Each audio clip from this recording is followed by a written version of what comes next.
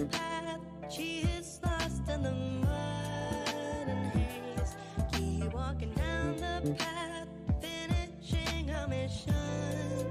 Anyway, how to be, how to touch, how to understand.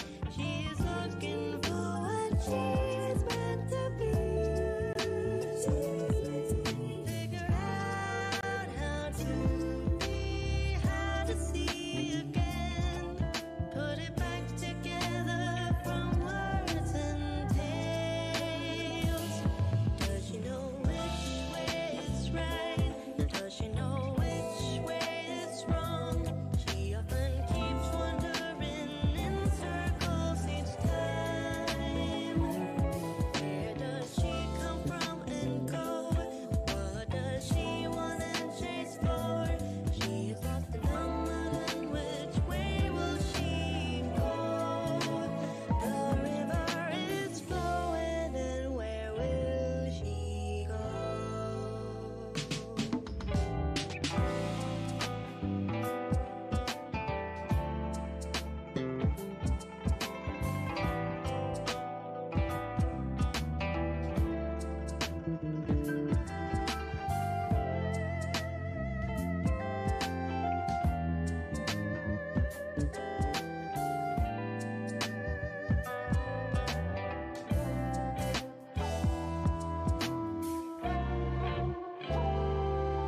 All that eyes to see is to hear. They all look the same. They all have hands and feet. How are they different? Keep looking for the path. She is lost in the mud and haze. Keep walking down the path. Where is the right way? Nothing's as it seems.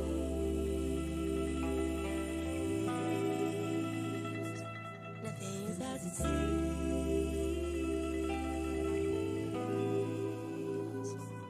in this dream.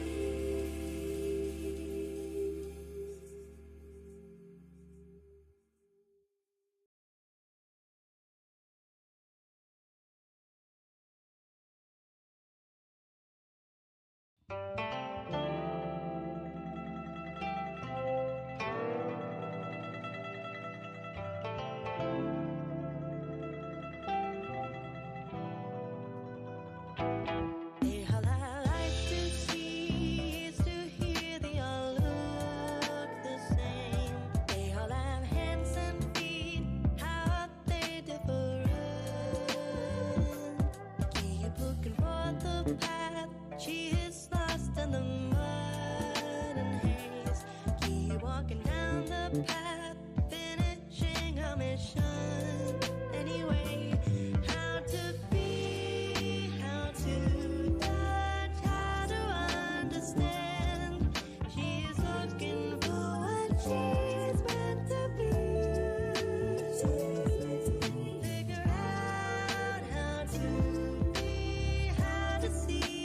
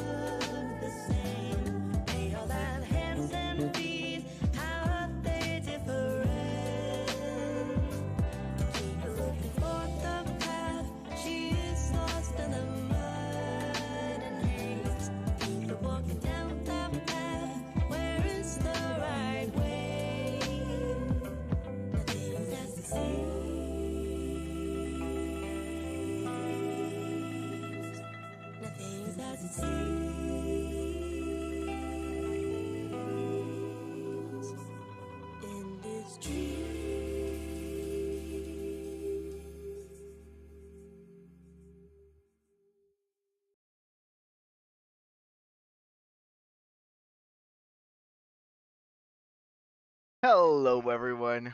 My name is Archer, and this is more Reverse 1999. How are you all doing today? How was your all of you's weekend? Because I had a great time, and I really wanted to share this with you guys. Um, it's being known that I am having some hardships here and there, financially speaking. But especially this Sunday, I had a really great time. I went out with a new friend and we had a very stress-free um, afternoon. We went to the waterfalls, we went to the park, then we hitched a ride to the aquarium, and then we stopped at a food truck and got some snacks. Even though the snacks were not very well received by my fellow friend, but still, it was something very nice that I haven't done in such a long time. And it was cheap. It was basically free. In my mind, it was free. The only cost that I had was the card for the public transportation that we took whenever we went to the waterfalls, and then the Uber that I took home whenever everything finished. But I'm not counting that Uber because I was alone. The evening had already ended, and I was so exhausted. I was not ready to just take the bus back home. But still, like, it was a very, very great weekend. And I hope you all had similar experience. But today, it's also a big moment. We're going to finish Reverie de Raison today. We're gonna do some other extra content that has released throughout the week. And over on Friday, we're going to do Recoletta's character story. Now, I don't know much about how that character story is gonna go, but I'm not really excited for that. I have mixed feelings when it comes to character stories in reverse. Some of them can be good, some of them can be pretty boring. And Recoleta is not a character that I particularly find interesting. She is cool in this setting that she's put on, but I really feel that in a vacuum, she's not that much of like, oh my god, this is such a fun character. No. So I am just like on a fence because like I can easily see him being like a snooze fast for like 2 hours. But still, I like to do everything, and if I feel that it's like too dragging, like it's dragging out, I'll just put on auto, get through it, summarize everything by the end, and yeah, existed, happened, I see it, lived it, now we're cool. But yeah, without further ado, let's start this. Do our dailies and jump back into chapter 9.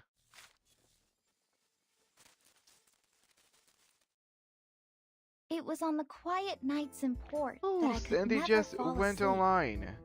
I found myself Fun. anticipating the vibrato of the ship's whistles I and hope the they're deep having fun as legato well. of its horn. I'm gonna I jump there wanted to be lulled to um sleep by the rumbling as bass soon of as its I'm done here engines because and the I'm sure rocking that Sandy meter of the probably is open gonna be sea. streaming way after I'm done.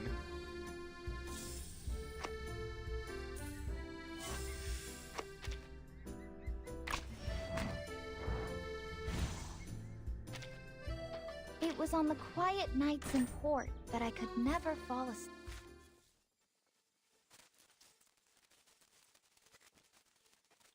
Yeah, I woke up today and I was just scrolling through the internet and I saw this page called um the Liminal Void Girlfriend, and they just make like AI liminal space art, and it's pretty cool.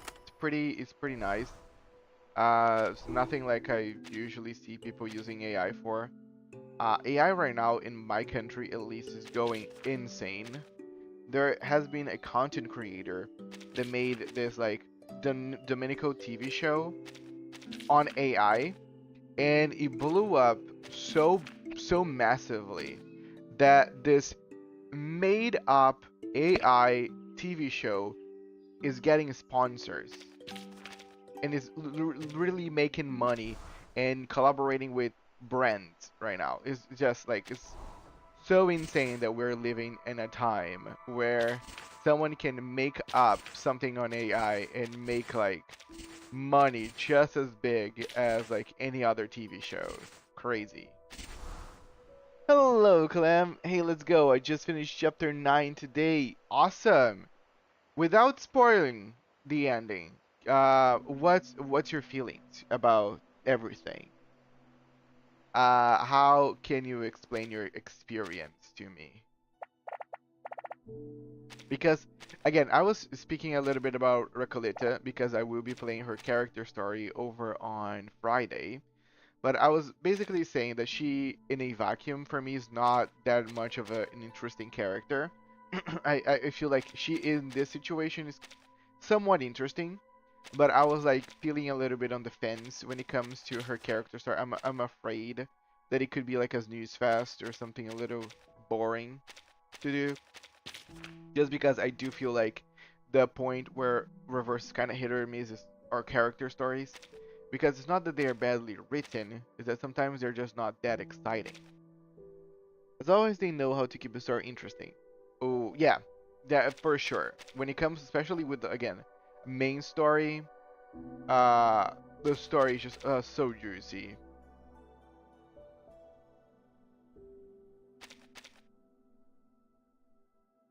That's all that. Okay, so I feel that okay because I like really to dissect things. I feel that what you're saying basically is that probably there's something by the end that make us okay. What's gonna happen next? And I'm excited for that because I'm Listen really also closely. excited for Do you chapter hear that resonance 7. coming from the sky? No, sorry. The patch No 2.7 conventional instrument because could reproduce such the remarkable event sounds. on 2.7 for me is so cool because we're gonna see Hisabath and Voyager. And I know it probably is not gonna be anything related to this one story that we're seeing right now, but still. For chapter 9, the middle was a bit slower. Yeah, for sure. And I feel like a lot of times with Reverse, that tends to be kind of what happens. The beginning is very good, and the ending is very good, but it gets a little slow in the middle part. An apple a day keeps the doctor away. Oh, thank you so much for eating the apple of the day. It is healthy and keeps you away from the doctor sometimes. How are you doing, Veneto? That weren't even as tough as waking up an old factory man. Weird. I think you probably redeemed the Hyperinco way too quick. I didn't hear it at all. Claiming me dailies and going. Might be back, depends. Cool. We're gonna be ending chapter 9 today. We're gonna do Recoleta's story on Friday. Listen closely. Do you hear that resonance? And I'm gonna coming? probably doing probably gonna be playing the rest of the leftover events that are here. So I'm probably gonna be doing maybe no, we're just don't. I'm probably gonna be doing Lucid Escape. I'm probably gonna be doing Limbo. And I am not sure if I have enough time, I might start Betty's anecdote, or maybe I will start Recoleta's character story and finish over on Friday, and then do Betty's anecdote. People said that they had fun with Betty's anecdote, but I haven't heard Well, a the chair thing is in the middle about of the room. Recoleta's Please, character story. take a seat. That's why I'm kind of on the fence on, is it gonna be a good one?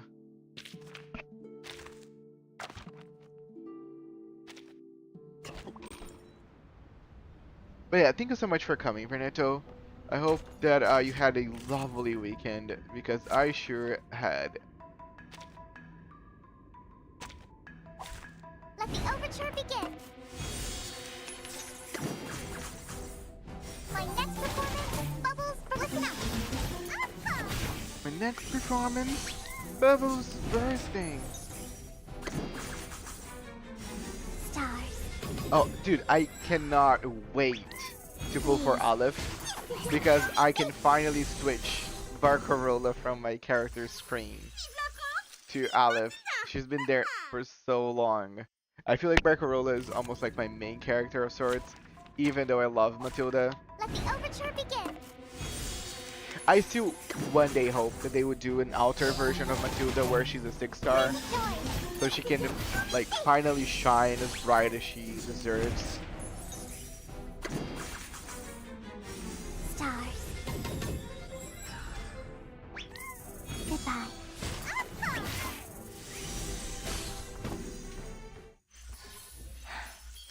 Yes. Great.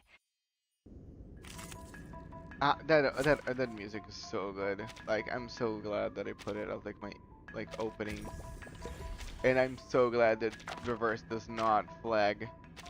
Um, Even though one day I feel like they might just retroactively say, "Hey, I see that you used our music as your opening for quite some time."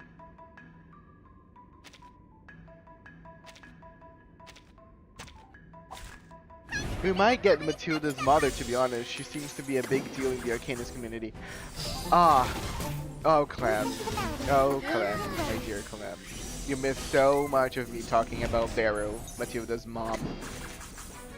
Especially because she clearly is now a center character after Liang Wei's little event. That weren't even as tough as Chinatown. waking up an old Sorry, factory forgot about the man. name. Yes.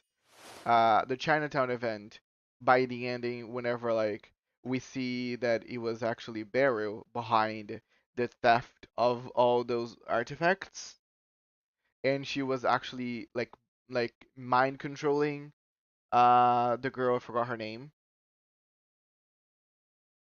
That was so cool.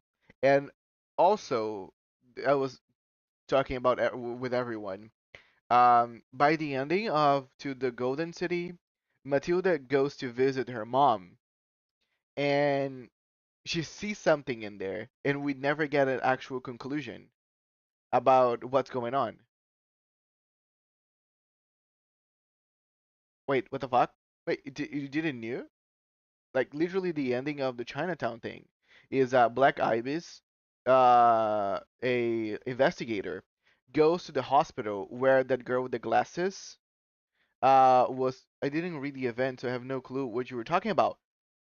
Oh, okay. So let me explain to you then. Um, that girl with the glasses, I forgot her name.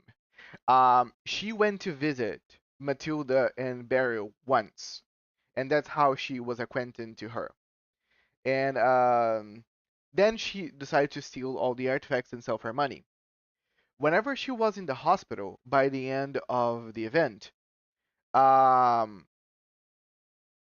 a doctor entered a room with the crystal vase, and this doctor was hypnotized by someone, and the narrator, it was like a woman's voice, like talking to us while hypnotizing this doctor.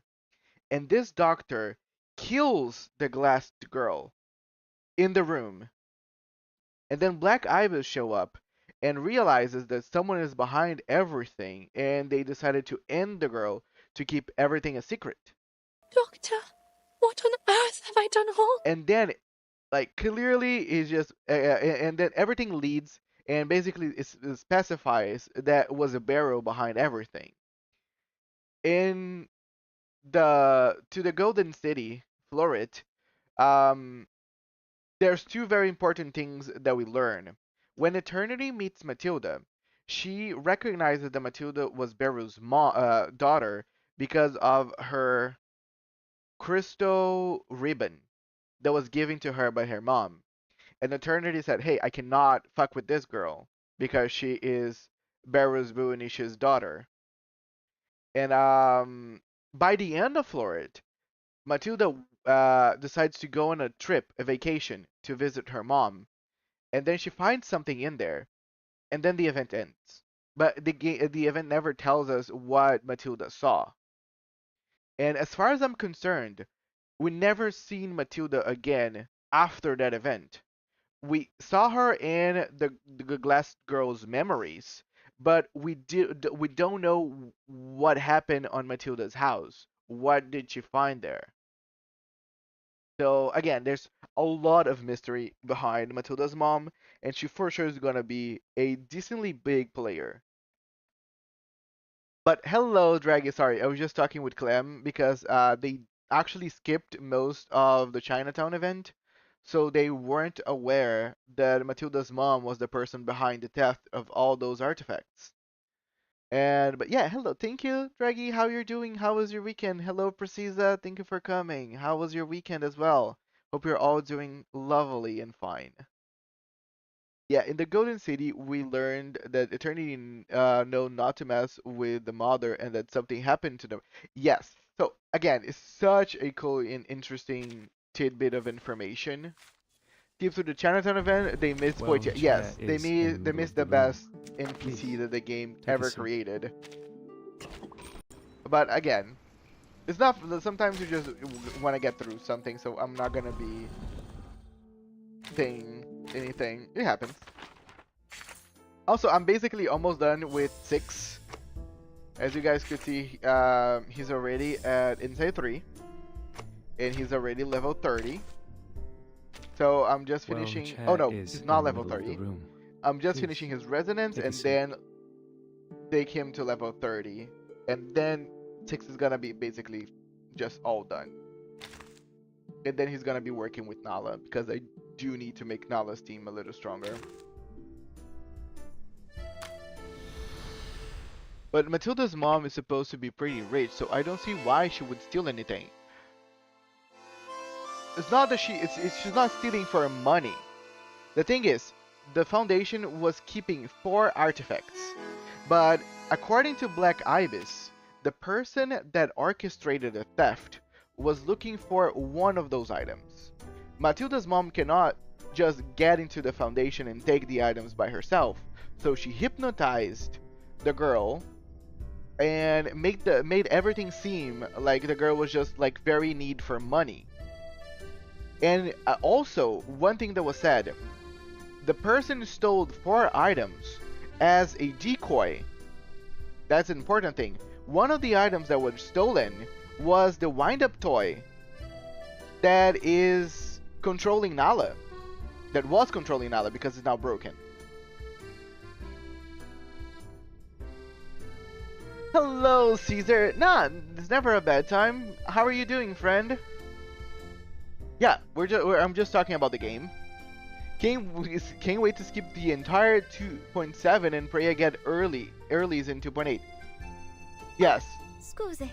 I'm didn't not mean gonna to have interrupt so you. much The luck best with that. musical compositions So yeah, always the 4 include items that were silence and stolen rest, after was all. the film tape. That was the main thing on the Chinatown event. Was one of the stolen items. The second stolen item was the wind-up toy that controlled Nala, and there's 2 other stolen items that we're not aware of. Working on a faction list, gonna cook. Cool. What you gonna cook? And what about those factions? Do you have any clear idea of any of them by now?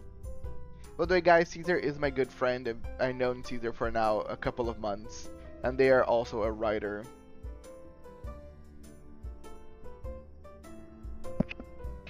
Sorry. But okay, without me dilly-dallying talking about Matilda's mom, because I know that that's gonna happen again in the future, we're probably gonna know more about Beryl Bowanish in the future. I keep saying she's going to be a very big player when it's all said and done. I really just want to get through this. This is part 17, Ghosts of the Past.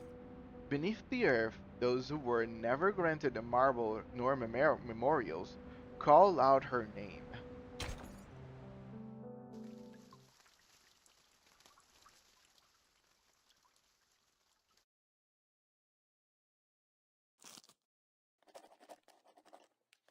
And on an unknown night, the wind. Okay, that was in the cottage.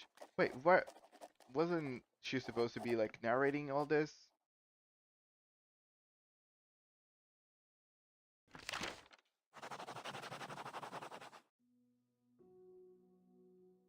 Qué sueño más extraño. Ooh, I like the effect.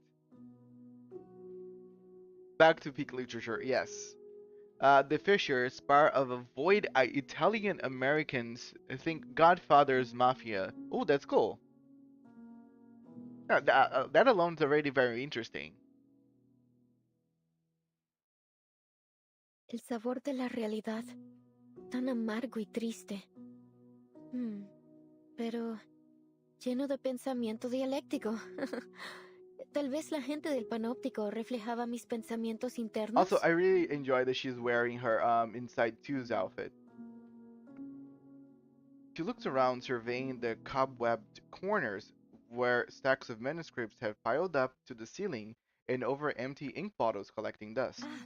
Entonces realmente soy un personaje en la novela. La misteriosa cabaña con el techo azul fue mi hogar todo el tiempo. Entonces, los rumores que los fantasmas propagaron eran realmente eso. Rumores. Let me know when you're doing more brainstorms about the factions. I would love to be there just to hang out with you guys. Caesar. The young writer steps out of her home and into the streets of the familiar yet foreign desert town. Countless nameless characters and ghosts arrive upon hearing the news, filling the roads and skies. Bienvenida de nuevo a Amalfitano, querida escritora. Gracias, querido ícono del capitalismo. Icon of ¿No capitalism. desgarré esta novela en pedazos? I love this. Can you imagine just coming to someone and saying, thank you, dear icon of capitalism. It's neat to see her speak so much Spanish. 100%. And again, Reverse is one of the few games where characters have a full like piece, like chunks of minutes of dialogue in their native language. Oh, hell yeah, we would love to hear from you, man. Awesome, I will show up on Discord. Also, fun fact, Recoletta's age is actually unknown despite X said she's 17. It's red herrings. Her real age is across her item, which related to the poems. Oh yeah, because Recoleta is not actually a person, right? She is a figment of just writing. That's why the whole thing of like she getting broken whenever she rips her manuscript off. I thought she was an adult. She's not even a real person, is she? But yeah, no, I think she's probably very young. But yeah, it's crazy that she's so young, right? Because Recoleta is being like hermiting and walking around, being in a writer for such a long time at this point that you would think that she was an adult by now. So if we calculate all of these together, she might be 33. And again, if she hadn't like had her finish, she could just exist forever because technically Recoleta does not really age. Or does she? It's kind of, again, Recoleta's existence is kind of weird. A woman wearing a peculiar hat steps forward. Verás, Amalfitano es una dimensión más allá de la vida y la muerte. Este pueblo es un reflejo de tus pensamientos internos. Es incorpóreo.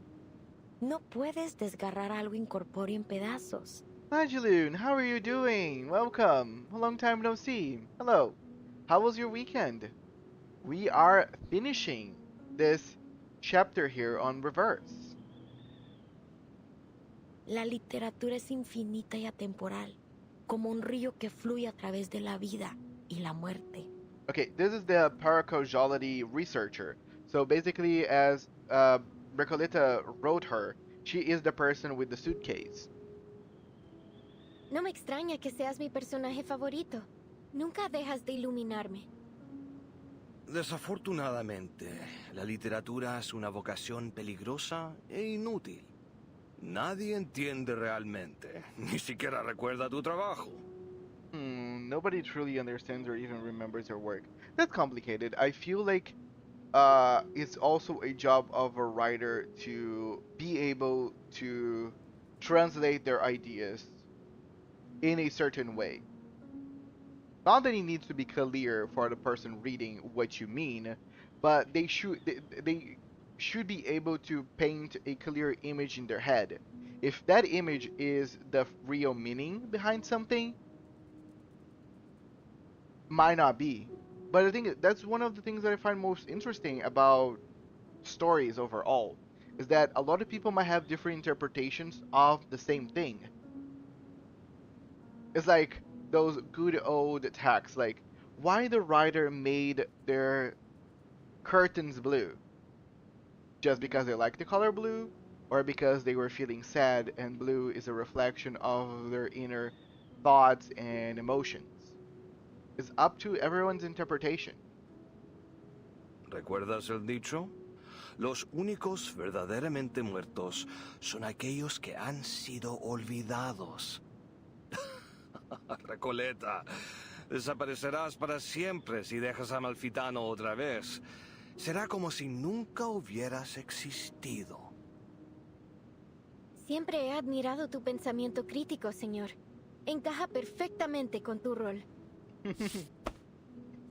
Rough Hands grasps the writer's palm, feeling at the lines etched into her skin. Todo estará bien, Recoleta. Username, hello, welcome. Nice meeting you. My name is Archer. I am a Reverse and Heaven Burns Red streamer. I can actually say that I'm actually a gacha streamer at this point. Who am I kidding? But yes, I am doing a Reverse 1999 stream. We're finishing chapter 9, Folie de Raison. Lo que And sea that's que haya French pasado, for I don't know what it ahora means. has regresado. El dado de Babilonia rodará de nuevo. Y cada uno de nosotros obtendrá nuestros finales. The crowd erupts in cheers. Así es. Resuelve el asesinato en The el bar. murdered Pon mi alma donkey en paz. driver. I love that name. Every time that Recoleta mentions the characters on her story, and then she says the murdered donkey driver, Libera al pueblo de la locura infligida por el antiguo espíritu.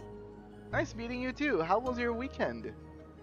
Arregla la aleatoriedad del dado de Babilonia y aplana la frecuencia catastrófica.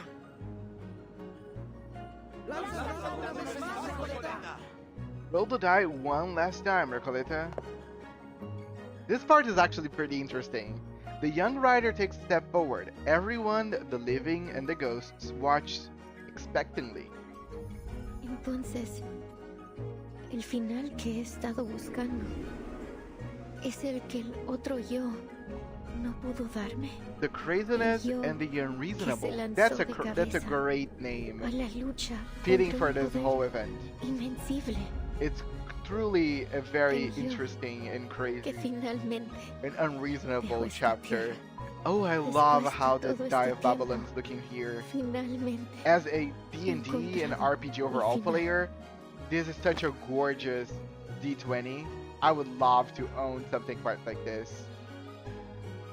She grasps the gleaming die of Babylon.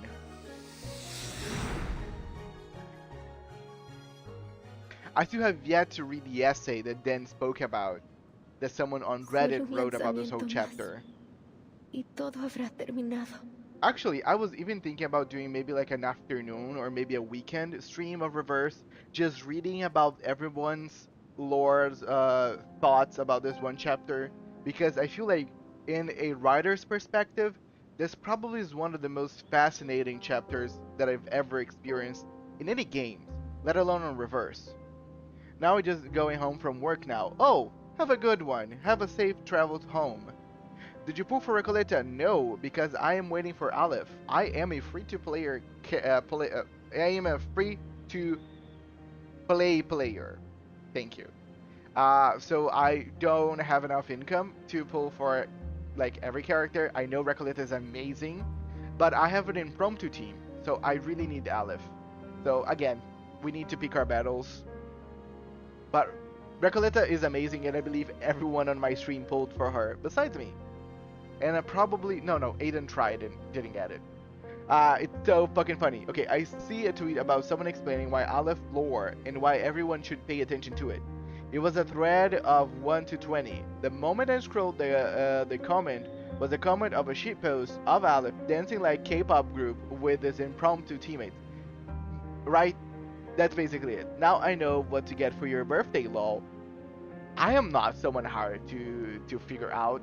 Give me money. No, no. Give me subs and bits, and I'll be happy with it. But no, I'm joking. Like I always keep saying, give me anything that comes from your heart, regardless of whatever you think it is. It doesn't like matter if you're putting money in it. If you still have feelings towards it, either it's drawing or writing or anything, I'll be glad to receive anything. Mexican, yes, but I am so excited for Aleph because for me, Aleph is one of the coolest characters I've ever witnessed in a game. He is extremely fascinating. His design is amazing, and he really makes the team work better. He's the flutter page for impromptu. I like how every impromptu teammate are girls, and there's Aleph. Even Tooth Fairy somehow got snuck in there. You know that Tooth Fairy needs to be impromptu. Like, everyone knows that Tooth Fairy should be impromptu. She needs to be the impromptu healer, because Kipperin is not a healer. She needs to be the impromptu healer. Mi historia. Mi pueblo. Todo finalmente llegará a su fin. 100%. I also love all the altered versions. Pero el sueño sobre el panóptico también terminará, ¿verdad? But, by the way, I was thinking about which one of his designs I find the best, because there's always a best one. Aleph's, like, all tied in, all, like, with the long hair just flowing, and with the black mask, which is Aleph himself, the crazy person, is probably my favorite design. And then Merlin, and then the Idealist. She stops. Oh, cariño. Es solo un sueño. I'm sadly going to skip him because they pull for a calculator and I'm broke. I'll say if you don't have like an impromptu team, if you don't have like Barcarola or Voyager or yada yada, it's not even that worth to get Aleph. He's extremely specific for just impromptu. He does not bring that much support to anything else but that. So I see that many people are just gonna skip him. Unless the people that really like him for the design. Like, I've heard of many people are just gonna pull Aleph just by his design alone. But yeah, I completely understand. You gotta, because after Recoleta, we get so many characters that propels the ultimate gimmick forward. So, if you have Recoleta, you wanna get Hisabath on the next chapter, on the next patch, patch 2.7. You wanna get Moldir on 2.8. You want to get Buddy Fairchild on 2.8. So yeah, if you're playing like ultimate characters, you really have like your work cut out for yourself. Does anybody worry about Vertin where she eats 20 jars of candy at the start of Monday? Mine ate 15 per Vertin. Mine haven't ate anything so far, so she's doing fine. She's not even Argus levels of come on. Hisabat I've heard is keepable. Well, Hisabat is keepable if you're like don't want to play with her. But design wise and power wise, Hisabat is one of the most crazy characters we have at Reverse. She is truly extremely strong. No me digas que estás abandonando tu búsqueda de toda la vida por un miserable sueño. Este sueño es cruel. Nadie entiende esta gran novela ahí ni este pueblo asombroso. I think I dare even to say, Hisabath and Buddy Fairchild together probably are the biggest amounts of damage you can cram up into a team at this very point in Reverse on CN. We might also get the Assassin's Creed collab first before a 2.8 patch. Yeah, actually that's what people have been arguing about. We're probably gonna get the Assassin's Creed and the 2.8 patch almost basically together. So 2.8 is gonna be packed with everything. Honestly, I just love Hisabat's for her design, 100%. like before I changed my mind, Hisabeth was a must-boo for me because I love any Medusa-like looking character, and her design is just mwah, chef's kiss. Hisabeth, shut up! Japanese letters, permanent petrified. Pero aquí, eres una verdadera If you have escritora. her best friend, Este es tu Melania. hogar, Recoleta. Pero ya extraño a mis amigos en ese sueño. Existe, así como este lugar existe. Not enough pools. Ah, don't even tell me. Because I want to make a Nautica team, the limited character from 2.8. So like my pools are very well scheduled, and I really need the characters to cooperate.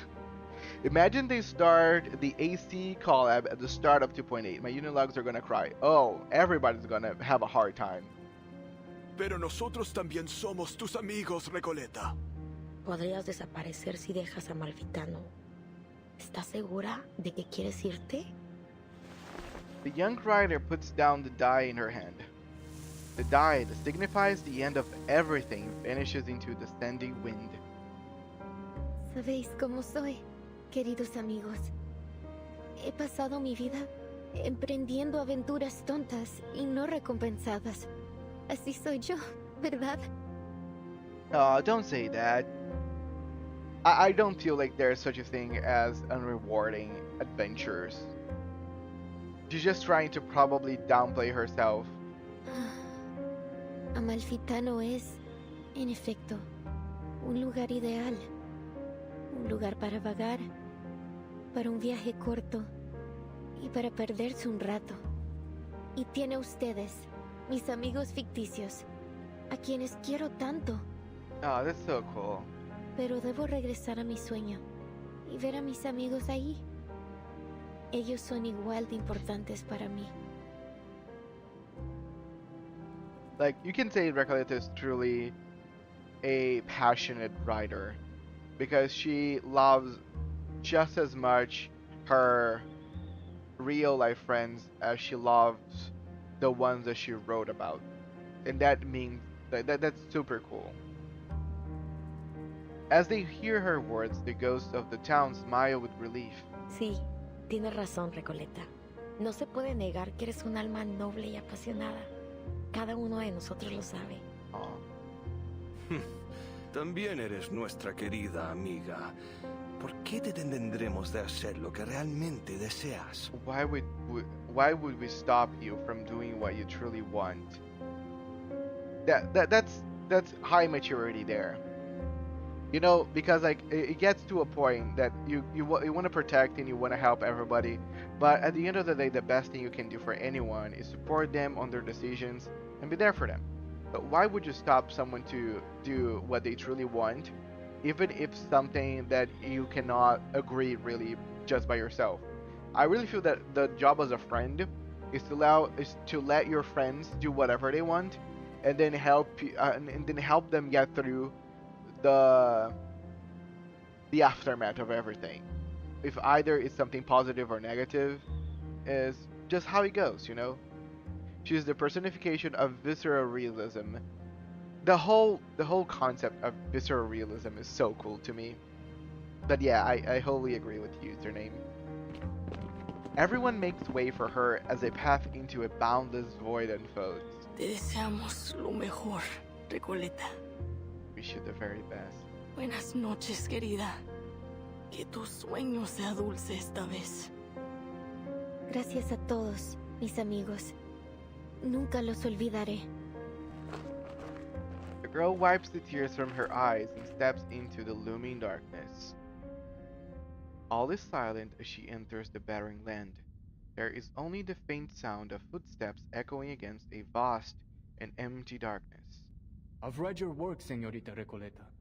To be frank, it lacks both depth and breadth.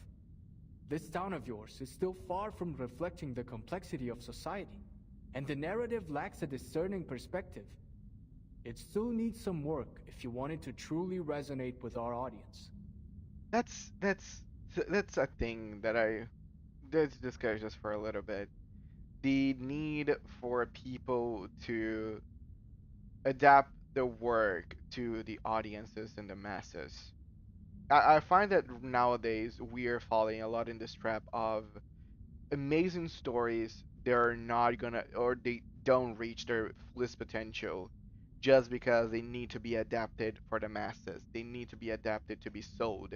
So we have this cool ideas and concepts that are just downplayed and dumbplayed actually to make so they are easily digestible. And that's very unfortunate. Like I'd rather something to be niche and great in its own right to just be something like watered down for everyone to enjoy.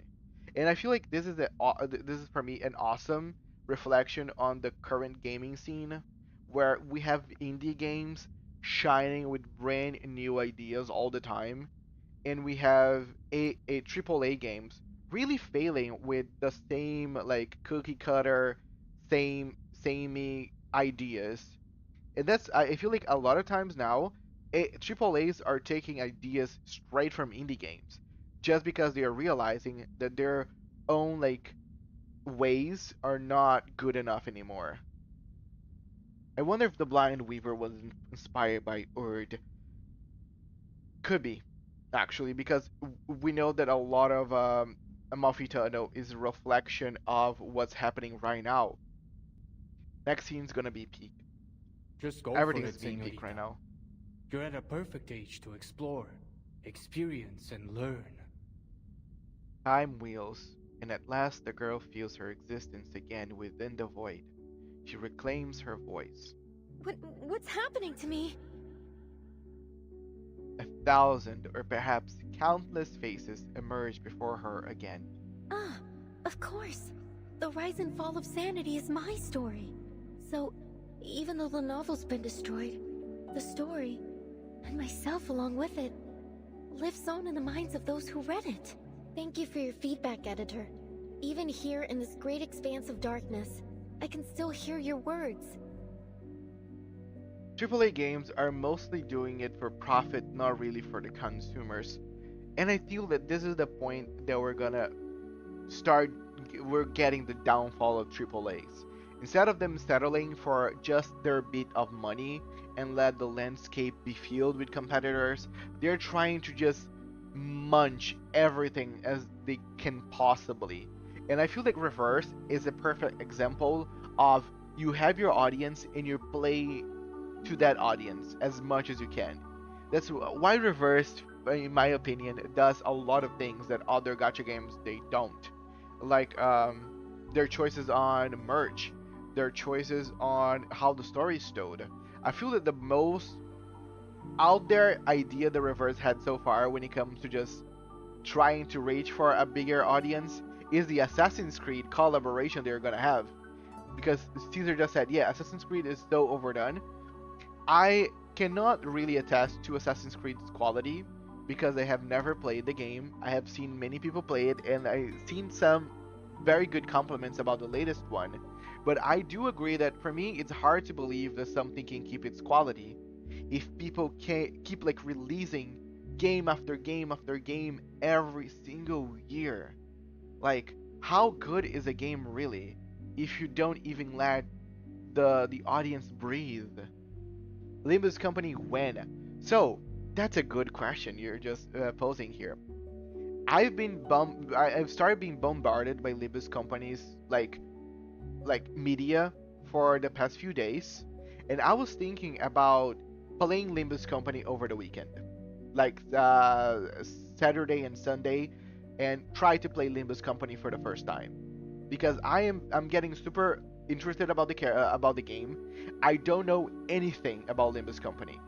I know what the Steam page lets me know. That's it. So I'm thinking about weekend just play Limbus Company and actually witness the game for the first time and see if like it would be something that I would like to also add into the roster of my channel because like seems to be right up my alley when it comes to the types of game that I like to experience. Yes. So like if you do enjoy Limbus Company, I hope you can join me over the weekend. If you're not too busy. I know the weekends can be like people already have their plans and everything. But again, the VOD's there. You have my gratitude. Thank you for reading my novel. even if you didn't understand it, and likely never will. That's so nice. That's so nice. You have my gratitude. Even if you don't know anything, if you don't like it, even though you took your time to read it and give a critique about it, already makes me happy. And I feel the same way to my channel, my Twitch, my YouTube channel. I am so grateful for everyone that comes in here. Even if you guys might not enjoy who I am, if you guys might not enjoy the games or my takes, if you're still like taking your time to experience a little bit of my content, I'm so grateful towards you because I never thought anybody would even like pay me so much this like mind to anything. So that's also like a shout out for all of you here, all of you that are gonna like watch this stream later or the VODs. Thank you so much. You guys also have my biggest gratitude for giving me so much time. I can try joining in the time zones, if the time zones allows it. So if you see on my chat, on my time zone is currently 7:52 a.m.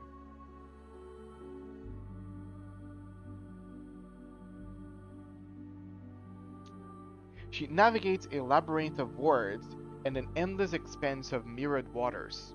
The darkness surging towards her like a rush of waves on a dark night, making her presence feel heavier. Honestly, I find your story totally fascinating. But I'm still Shout struggling out, to yes. understand the connections between all these nameless characters. Couldn't you make it clearer? I always say that the people that deserves the most shoutouts are my viewers, because like they have to endure me, so they deserve endless shoutouts. It's 7:53 p.m. So you're okay, awesome. So you're one of my viewers that are all the way across the world. Draggy, Verneto, Ellie, all of them live on Asia or Australia. So there's a lot of people that watch my stream and they have similar time zones. Cool. Typical. Trust a writer to try to be all obscure and mysterious. Maria, Pancho, you guys are the best traveling pals I've ever had. Aw. Our paths may diverge in the future, but the joyful memories of our journey across grasslands, snowfields, and deserts together will remain forever. I'm tearing up a bit because like one thing that I can relate to Recoleta is the feeling of gratitude towards everything that's happening. Because like life can be tough sometimes, but the good things are the ones that you need to focus on.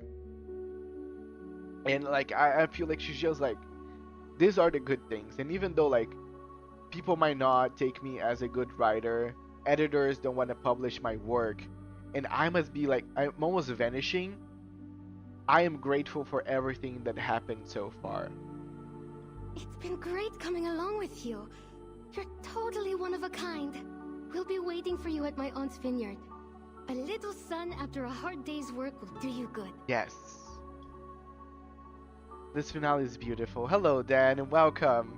Dan is also someone that I'm so like happy to have on my stream because they know so much about this game, and also they are our current German/Russian translator. The passionate companions wave to her, never looking back as they continue forward. The girl's steps are no longer weightless.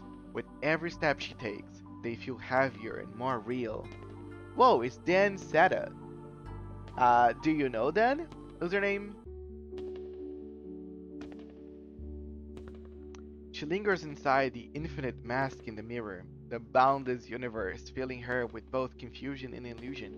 There is ambition in her writing. It's passionate and poetic, fractured and chaotic. But when viewed as a whole, her work feels like little more than a superficial illusion. Oh, cool. It lacks the depth to truly touch the soul. I will refrain from offering further comments until she stops romanticizing her childish adventures. To put it bluntly, her phraseology feels overly deliberate to the point of distortion. Her verbiage is like a collection of vague sentiment bubbles. Her verbiage is like a collection of vague sentiment bubbles. That's I never seen someone actually put that into words, but that's so fascinating. I like this. Assassin's Creed, more like Assassin's Creed. Yes. Yes, Draggy. Oh, I am witness. I see, Aleph. Then this is how you really feel about my novel? 1,000 readers will interpret a story 1,000 different ways. Some believe the text itself is dead, and it is the reader who gives it life. The truth cannot be fully conveyed through words alone. That said, I think The Rise and Fall of Sanity is a good story.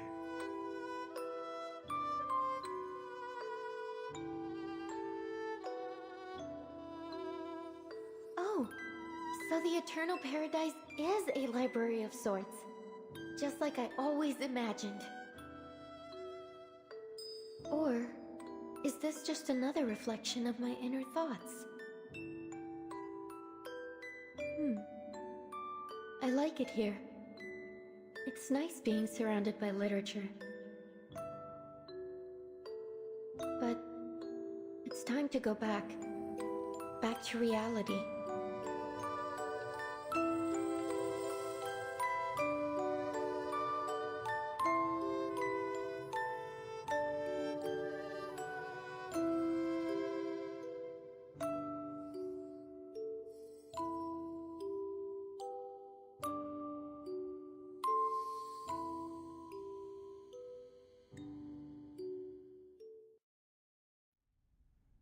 So cool.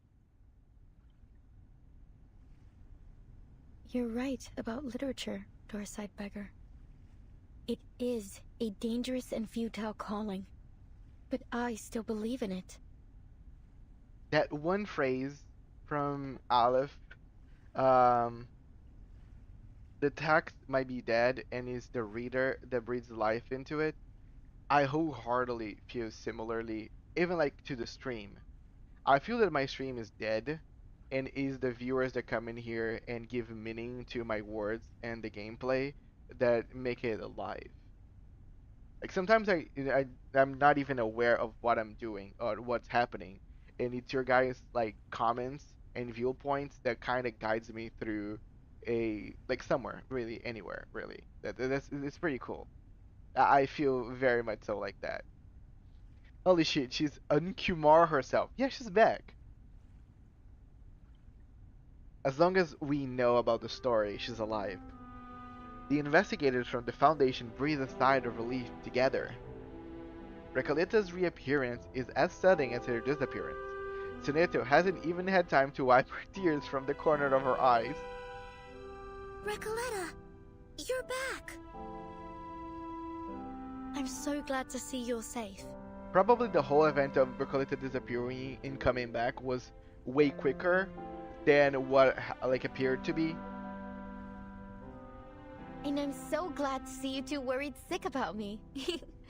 Thanks, mis mejores amigas Soneto y Vertin.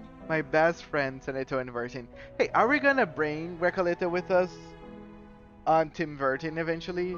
Because like I feel like Recoleta is like a teammate already in the sense of like I think it would be fun to take her along. Because like she could be the bard, she could be the person that writes about the adventures. The reborn rider turns to the prisoner sitting dejected nearby. See, Aleph? I still exist. Amalfitano is gone. It's all over. You're simply a wandering ghost now, never to return home again. Well, she can always write a new home. I mean, I feel like everyone we pull is kind of part of Team Vertin. Well, I'm talking more about canonically. Everyone kind of lives inside the suitcase in a way or another. Every single one of them has a room in there. But canonically speaking, Team Vertin is Vertin, Soneto, Lilia, Sotheby, Druvis, Nala, Regulus.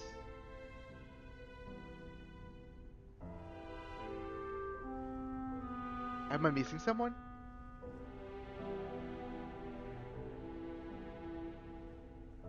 No, because again, canonically speaking, not everyone is on Team Vertin. Like the Team Timekeeper. The real Team Timekeeper is... Oh, Mr. Apple. How I can forget about Mr. Apple? Because I always bring Regulus and Mr. Apple together. But yes, Team Timekeeper is Vertin, Soneto, Apple, Regulus, Lilia, Druvis, Sotheby, Nala. Yes, this is the current lineup of Team Vertin. Everyone else can have a room on the suitcase and join Vertin every now and again, but they are their own, like, agents, in a way. You may still exist, but Amalfitano will never get its ending. You've nullified its existence, rendering all of this meaningless. I even said before that Matilda now knows just herself so many characters that she could make her own team full of people that she met throughout her adventures.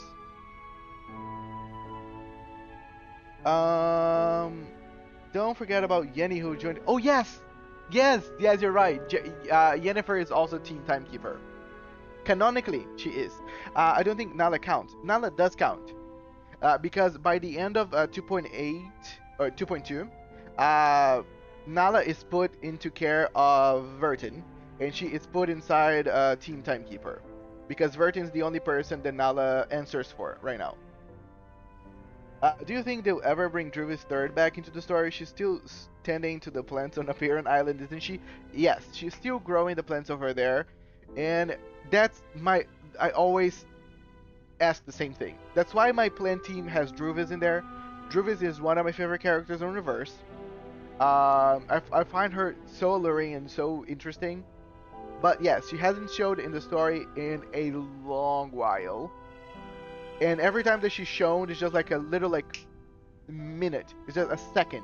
It's a flick and she's gone. I really feel that she should show up. But when will she? Probably I'm like every time there's a new patch, I hope that Druvis is gonna show up some way. So let's hope that 2.9 is the moment that Druvis is gonna come back. How Jay and Matilda see Nala walking around the suitcase after she almost killed Matilda and stabbed Jay in the stomach. Yes. I'm sorry I couldn't answer your question. I've failed once again. That's what I say. Like, we cannot really believe that these characters canonically interact too much with each other, because, like, exactly to Draggy's point, Nala tried to kill Jay and Matilda. That is a factual fact. But at the same time, technically, neither Matilda or Jay know that Nala joined Vertin. Do we count people who have been showed in the suitcase during the anecdotes? Well, technically, username. Everybody has a room in the suitcase. But Team Timekeeper is a canonical thing. Like, it's a canonical group of very few individuals. And anyone can actually join eventually Team Timekeeper canonically speaking, but they are not. They are just residents of the suitcase. I think that's a better way to put it. There is Team Timekeeper, where is the people that Vertin takes on her adventures all the time, and there's the residents of the suitcase. And that's a good way for you to think about whenever they were playing, whenever we were seeing the revival of the Uluru games. So most of the residents of the suitcase participated in the Uluru games, and we know that factually. But that does not mean that they are Team Timekeeper. The only members of Team Timekeeper on that event was Vertin. And who else was there? Soneto. Sorry, took me a while. But I still don't have Druvis, but I'll level up Noir when I'm done with Yenisei for an honorary Petrify team. Good on you, Dan. You know, it makes my heart good to see that people still play with Noir, and they do not care that she kept being power crept by Blue Podge to the point that a 5-star is doing a better job than she's doing. His die falls to the ground. Once used to construct a beautiful dream, now whatever magic it held has dissipated. The Amalfitano and the Panopticon were two parts of a whole. By the way, Clem, I don't know if you're still here. Do you remember that I was saying that Beryl orchestrated for that girl to steal 4 artifacts from the Foundation? We know that the film tape is one of them. I forgot the name of the film tape, but it's the movie that the girl from the Chinatown made. Again, I'm forgetting all names, but we know that the film tape is one of the items. Nala's wind-up toy is another one of them, and I have strong feelings that the Die of Babylon might be the third. So I believe the one that's missing is the one that Beryl really wanted. With Amalfitano gone, Komala no longer has any reason to exist. And I feel like, yeah, the 3 swallows. Thank you so much, username. So yeah, the 3 swallows were one. The wind-up toy was the second. I feel that the Die of Babylon might be the third. And something else is the one that she really wanted. That's why we haven't seen it yet. But if that's the thing, if that is the order, the Die of Babylon can shape reality. And is that not what she was looking for? I am puzzled of maybe the die is just very limited with its power. That's why it's not even like gone. Basically, the freeloaders, suitcase residents versus the freeloaders that do pay rent, the team timekeeper. Reunion of the 3 swallows, nicked by Scott. Yes, thank you so much. Dan is masterful when it is about names. Possibly under mind control. Maybe she'll get off easy if Black Ibis speaks out in her favor. So, I'm not sure, is Scott even alive? Because by the end, kind of gave the idea that Scott was killed.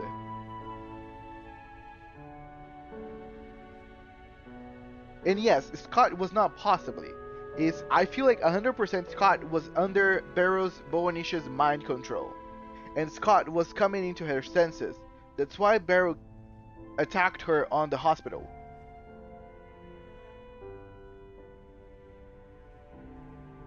But if Scott is not actually dead, because I don't know why I'm thinking she was dead, I feel that in my memory she was dead.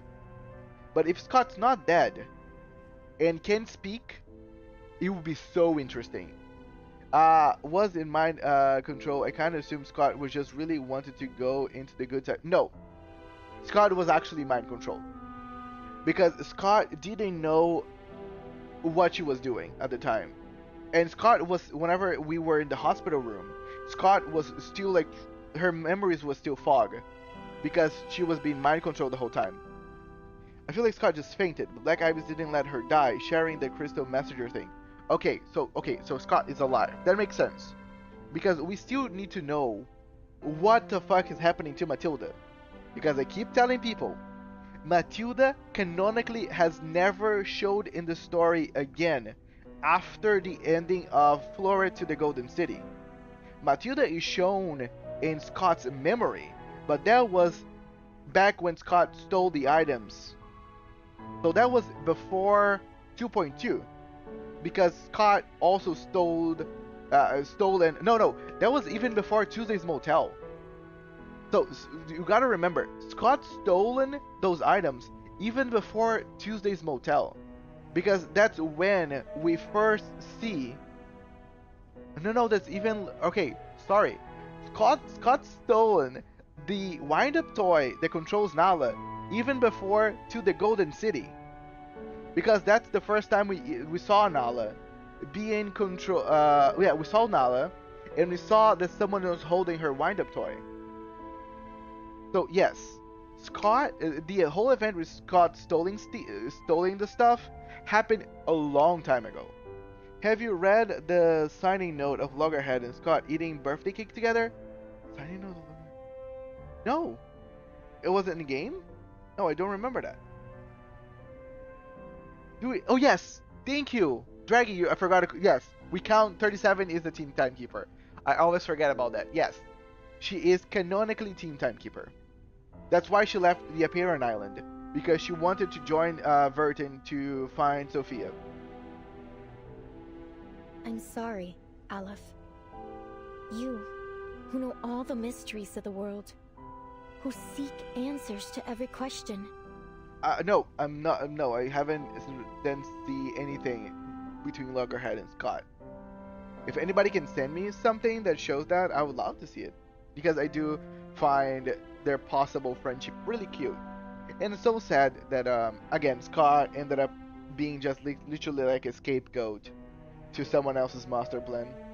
Have lost yourself in the process. You can answer everyone else's questions, but never your own. Who's the person behind that mask? Is he real? Does he still exist? Aw, no, I do imagine that Scott is pretty sad about the situation, and that really kind of solidifies that Scott was being brainwashed, and she was not doing what she was doing because she wanted. It's just because she was being forced to say and do those things. Because I do feel like Scott really liked, and really still likes, Loggerhead, and I hope they can make amends whenever she comes back to, her senses. Who am I? The wavy ending to the story leaves the prisoner, still trapped in a blurred illusion, exhausted. Komala prison groans like an aging water wheel struggling under its own weight, distorting, fading, and collapsing into the currents of his mind. Okay, yeah, the die is no longer here, so I believe the prison's gonna crumble because it's been distorted to look like the Panopticon. The current layout of the prison was created and devised by Olive. Stay vigilant, everyone. This is just like when the idealist and the physician had their meltdown. Only this time, it seems even worse. I think Aleph is trying to tear down the Panopticon. So Aleph still has control of the whole prison, even though the die is no longer here. Beyond the crumbling walls, a shivering figure is faintly visible.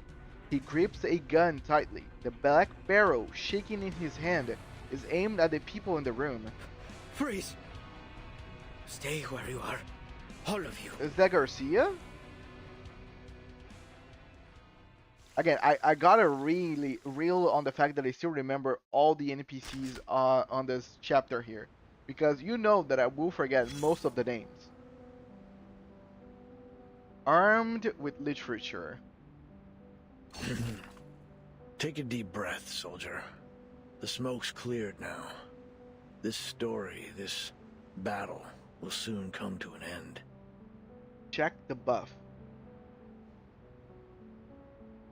I'll take a look. Buff? The writer has departed from her domain. Next note. Leaving Okay. her creation scattered behind her, like blood-soaked bandages and fragmented skulls in the trenches. What a garbled mess. I don't understand it at all. Glad we're on the same page. Thank heavens my commander wasn't some kind of literature. Else I'd have been blown to bits before I could decipher their poetic orders. You've developed a sense of humor. Well, it's all thanks to a certain writer. The embodiment of the wandering poet and traveler from Santiago to Buenos Aires. She impressed me with her precious experience as a cafe dishwasher and campground caretaker. What really rekindled my sense of humor was her seriousness about her literary pursuits. You'd understand what I mean if you'd ever heard a cheesy joke at a comrade's graveside.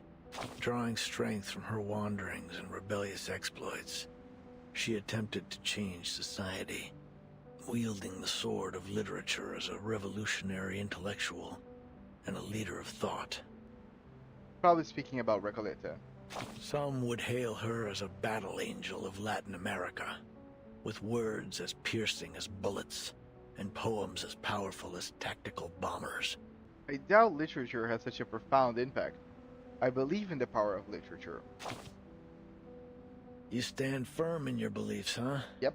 Well, maybe that's a good thing. A commander has to trust their soldiers, or they'll be forced to surrender before long. Here, come closer. Let me tell you a secret. Okay.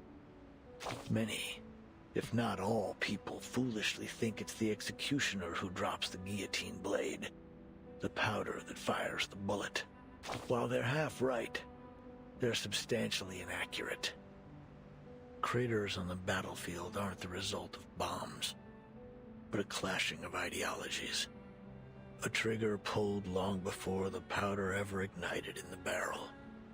As for literature, well, it's probably best not to buy too much into the Latin American boom. Forget about the status report from earlier. That said, at least there's one thing that's certain. Books can bite back, and they'll leave scars. Books can bite back and they'll leave scars. 100% they leave scars. Who has never been hurt by a book or a piece of literature hasn't really delved too deep into it. In praise of folly, a tiny boat adrift upon a sea of ideals, convinced it has hoisted its sail.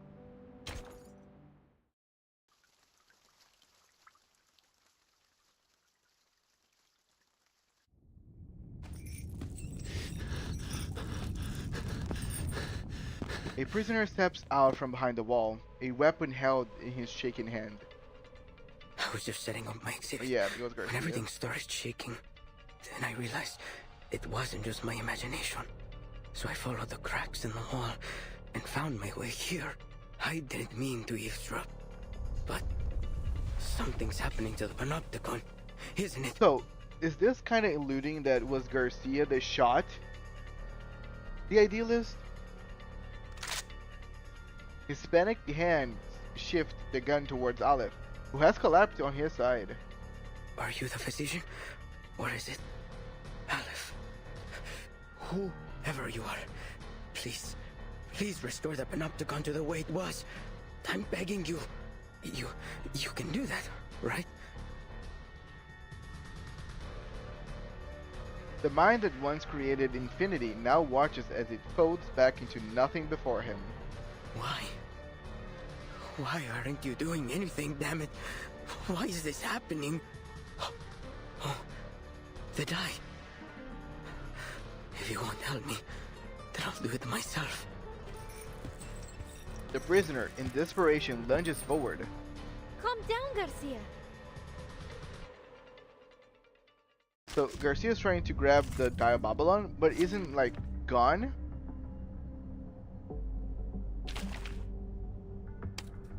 Okay, it's time for me to check the buff. Other me, self buff. Grant the irrational awakening status to self. What?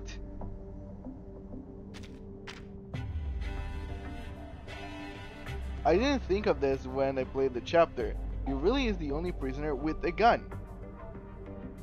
A prisoner of Kamala, member of the Poetry Society, the artistic curator of the prison, a pursuer of irrational fantasies, and the embodiment of the writer's self. Grant no damage on the first round. Okay, so there's no point in me trying to kill it right now.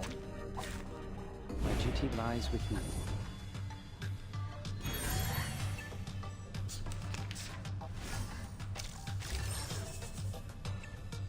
So there's no point on me killing it, so I'll just buff.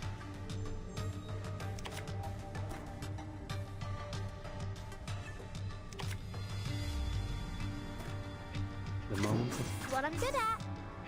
Please, allow me. But he doesn't have an ultimate. Fair enough.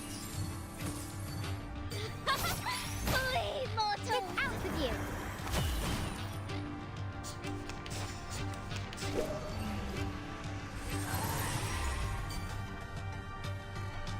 the moment of utterance, the moment of silence. The moment of utterance. Perfectly understood. Learn from silence. That weren't even as tough as waking up an old factory man. But I'm so weirded out about that one buff.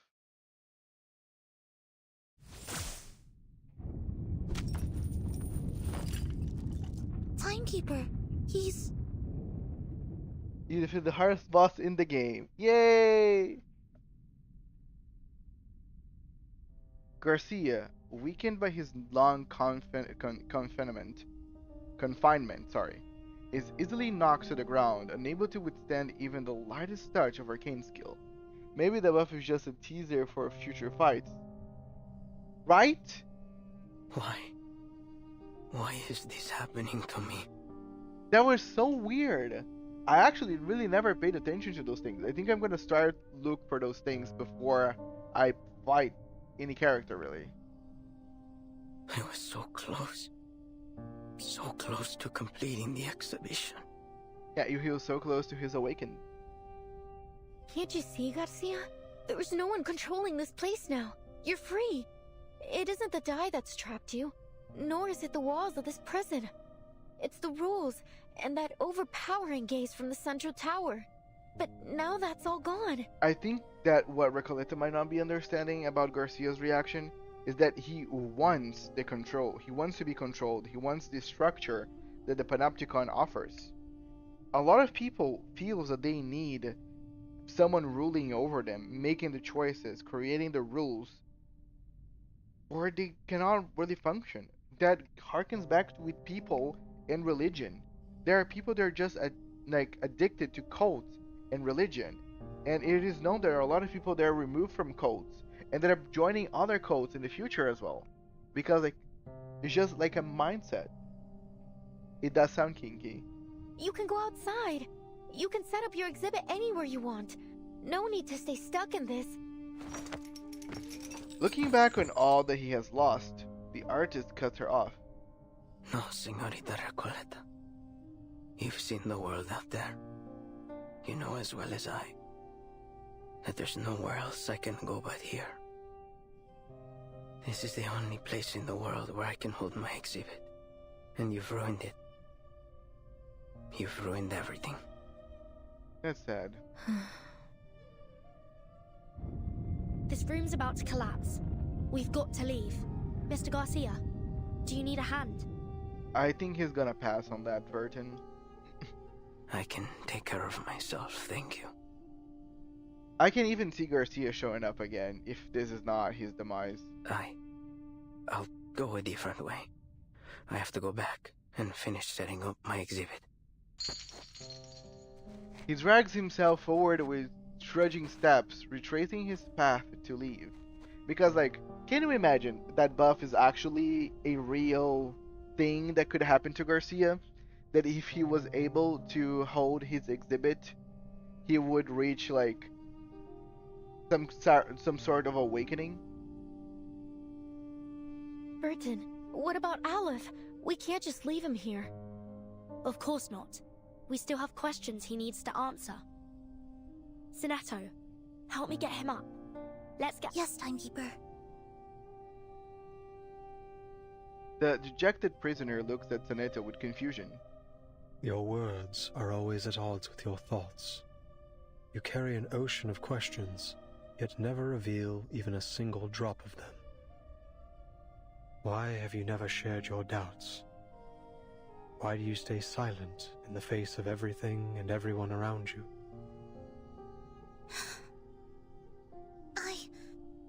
I believe in my duty.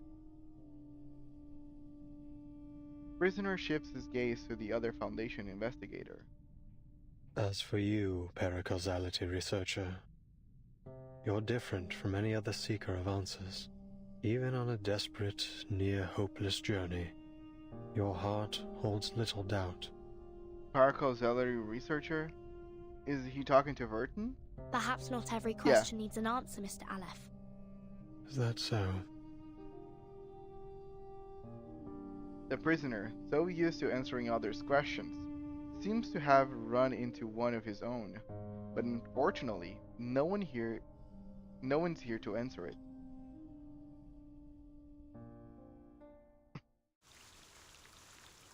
Now the whole Garcia thing is now making me think that we might see him again in the future.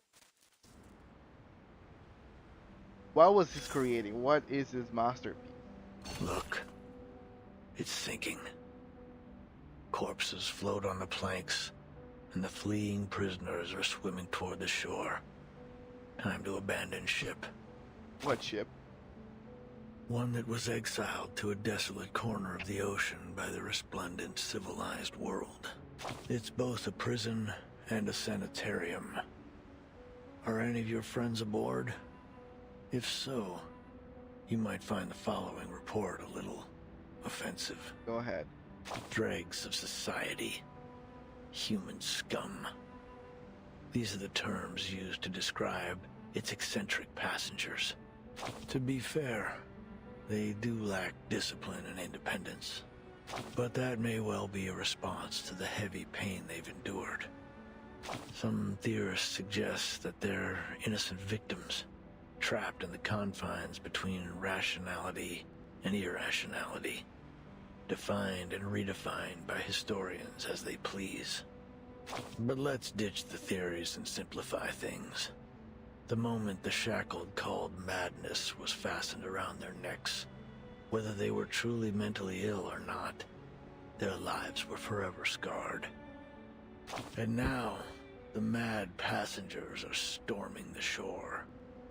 Ephemeral outcome. They're spreading their disease.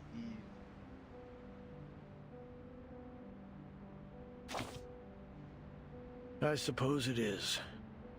You can see the joy in their faces, even in the footprints they leave behind as they hop across the beach.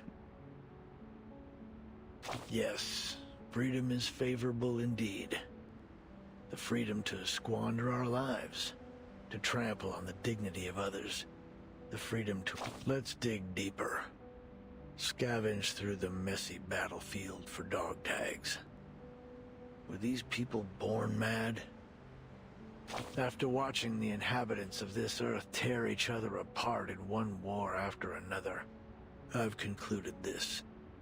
Only knowledge drives people to madness. Ignorance does not.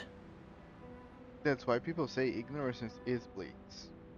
You don't know anything. There's nothing weighing on your mind. There's nothing pulling you back. That's why a lot of people just decide to not know a lot of things. Because the more you know, the crazier you get. Madness is a side effect of the sedative that is knowledge. As long as those on land continue to consume it, this ship will never be short on recruits. This is a war between madness and civilization. Both sides have leveled accusations, spilled blood, and pummeled each other. And soon, everyone will have leapt into the trenches and been beaten to a bloody pulp. Only a few can escape this fate. Like who? Check your 6. The one leaning against the sunken ship, showing no signs of struggle or sorrow. Garcia. Okay.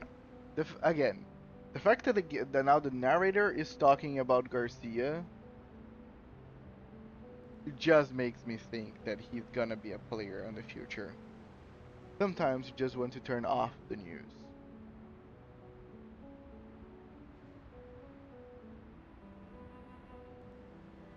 Are you saying this as in views of the narration right now, and how the news are always shitty? The seawater has flooded his windpipe and reddened his eyes. Yet there he is, staring blankly at the shore. Hello, Decaf, welcome. Yes, I decided to try something new. And as you can see, this design is very much my personality. It's kind of weird, kind of twisted, a little bizarre, but I appreciate. How are you doing, Decaf?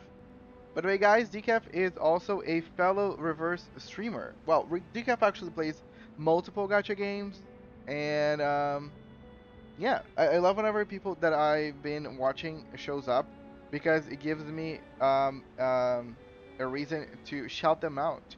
Let me give Decaf a shout out. Decaf is really always here supporting me and lurking on the backgrounds. I'm also lurking on the background of their stream all the time. About the ignorance is bliss part. Yes. Oh, okay. Sorry. Sometimes I can overlook some stuff. Yes, 100%. Sometimes you just need to shut off the news. It's better not to know.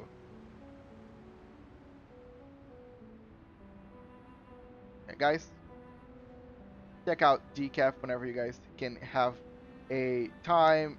They also play reverse, but they usually do enjoy playing reverse and doing voice acting as the characters on the story. A lot of times they have friends over to do the voice acting of other characters of the story. It's pretty fun. It's a pretty cool way of experiencing, especially when it comes to like anecdotes and character stories where there's no narration. They can just overlap it with their own. It's pretty fun. Oh, my pleasure, Decaf. Thank you so much and appreciate the lurking. He's in his home base. He holds no hope for forgiveness from his enemies. Not in the slightest. He's a one-man army, fighting only for himself. Alone. Now, do a 360 and look again. He's been utterly defeated.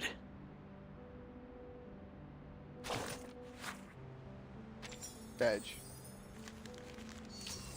Do a 360 again. He is now defeated. Aspect of madness. Dreams are the first and last dance partner of madness.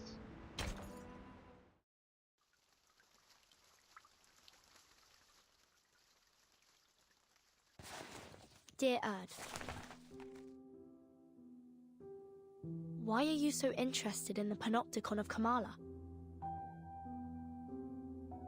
Dear Mr. Aleph, whether as a doctor or a writer, I simply cannot turn a blind eye to the friction around me. Especially the discord and injustice I have witnessed here in Kamala. So, I would ask of you a question. Is there any way to resolve the endless conflicts in this place?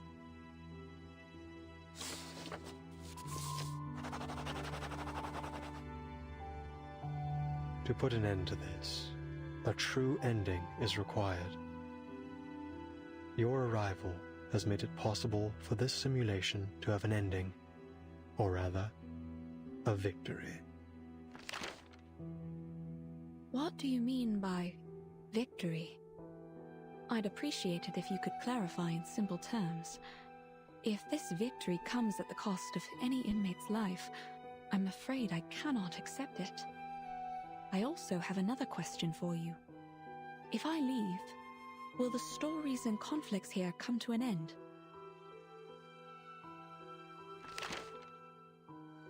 Miss Grace of Manus Vindicte will grant you passage. But in any case, the cycle of history will continue to repeat itself in this prison, and in the entire world. The sins of humankind will not cease until veins turn to wires, flesh and bone to geometric shapes, and the world around us twists in the colors of an oil painting. Soon will not cease until the veins turn to wires, flesh and bones to geometric shapes, and the world around us twists in the colors of an oil painting. These are all the storm syndromes. We know that Aleph has been living through the storms as well. He knows about the 9 storms that already preceded us. So he clearly now knows about the syndromes. How has been Aleph surviving all of this? I must say, your words have left me rather baffled. Fragments of the events you describe often appear in my dreams. Could it be? If that's the case, why can't I recall the details? Why am I left with only disconnected pieces? Okay. I must say, your words have left me rather baffled. Fragments of the events you described often appear in my dreams. Could it be that these things really happened? If that's the case, why can't I recall the details? Why am I left with only disconnected pieces? Okay, so that explains. Doris, so we always knew by this point that Doris, Erd, which is herself, the one, the Erd as like the researcher with the NSA,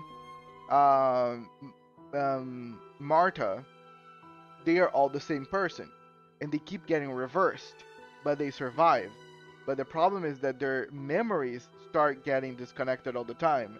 So she has recollections of her previous times before other storms, but her memory is always scrambled afterward. That actually explains a lot. And I was already had this kind of like a as a theory about who Erd was. The madness in Kamala. These bizarre dreams. I must put an end to them. Was Kamala prison real enough to become a prison shelter? It could be. It could be that Kamala is not affected by the storm at all.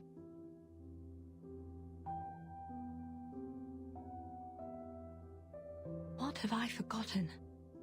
Has someone or something altered my memory? I can't shake the feeling that something crucial to me has been lost in the river of time. Some kind of duty, perhaps. That's so cool. So yeah, probably the storm is being freaking up with her memories. What should I do? How can I recapture what I have lost? I won't answer a question that already has an answer. One given to you by the person who escorted you here and made you a promise. What? I won't answer a question that already has an answer. One given to you by the person who escorted you here and made you a promise. Is he talking about Grace? You're so close to the place where the truth lies. Think carefully. Why are you here? Is he talking about Sophia? I don't know. He said escorted, so it's probably Grace. These letters we found have answered a great deal. But there's still something that isn't clear. Mr. Aleph, what exactly did the Manus promise Dr. Dorez? An era. A chance for her to remember her duty. Why would the Manus Vindictae want Doris to remember her duty? An era? You helped her leave the Panopticon in the end. Where did she go? Without spoilers, Betty's anecdote gives more storm info. Ooh, that's awesome.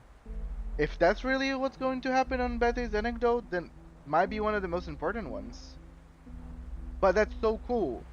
So there is clearly a reason why the Manus Vindictae wants Doris to remember who she was. So they probably know or have a great deal of idea of who she was in the beginning, and they probably know that her mind is now fucked because of the storm. They want to give her an era. Probably they want to bring Doris to probably by the first storm, because she probably started to lose her memories as the storm started reversing her.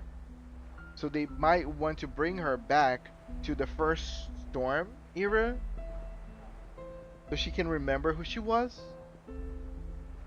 Momentarily roused from his dream, the prisoner looks blankly for a moment before his gaze drifts back towards the distant illusion. Southward.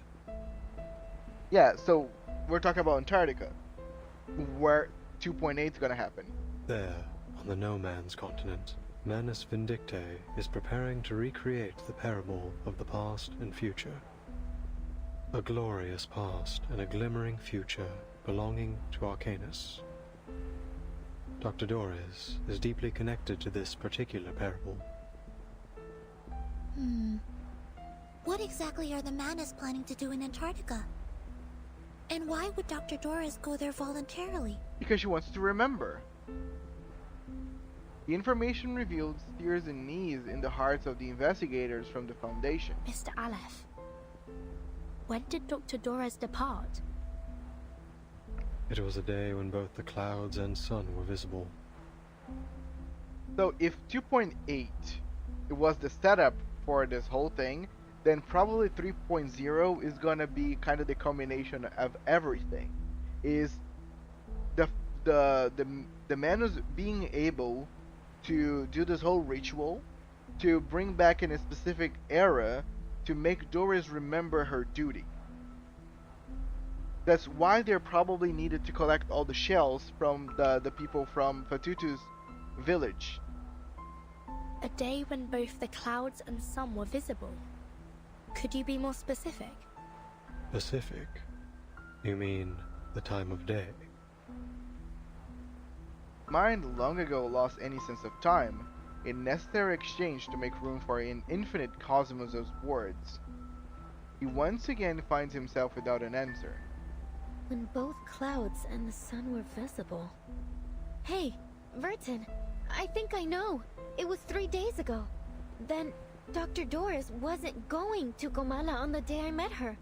She was coming out of it. She was leaving. Yeah. She was headed to Antarctica. It was cloudy that afternoon, with a brief spell of sunshine, just like Aleph described. Then it hasn't been long since she left. Excellent news. 3 days. If we set off immediately, we might still catch up to her. But, based on the intel we gathered in Ushuaia, Manus Vindicte bombed the entire port 3 days ago. Clearly, they wanted to prevent any interference from the Foundation. It's unlikely we'll find any functioning ships there. They wanted to halt them as much as possible. I'll report the situation to the Buenos Aires branch. Timekeeper, I'm afraid we'll have to find another way to get there. I have a boat. What? A small boat gifted by Manus Vindicte. During the past several storms, he has taken this boat, traveling to Antarctica at Manus Vindicte's invitation to evade the reversion. Ah, thank you so much, game, for just explaining to me what happened. So that's what's been happening. Manus Vindicte is taking Aleph to Antarctica to protect him from the reversion. So Antarctica is the place where he's immune to the storm. Kamal is probably also affected by it. Could you lend it to us? The situation's urgent, Mr. Aleph.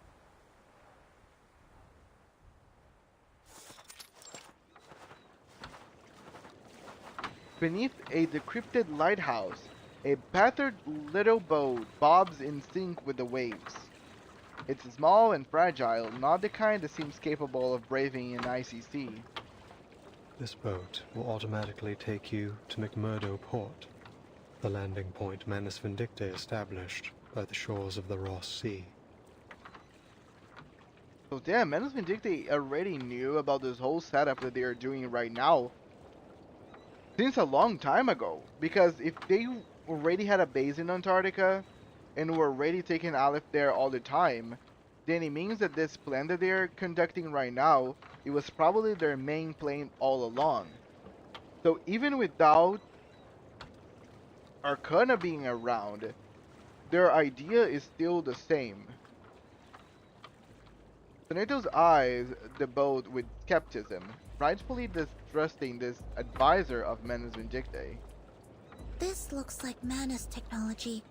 Its arcane energy source is highly unstable. Timekeeper, I suggest we wait for support in Ushuaia. We don't have the luxury.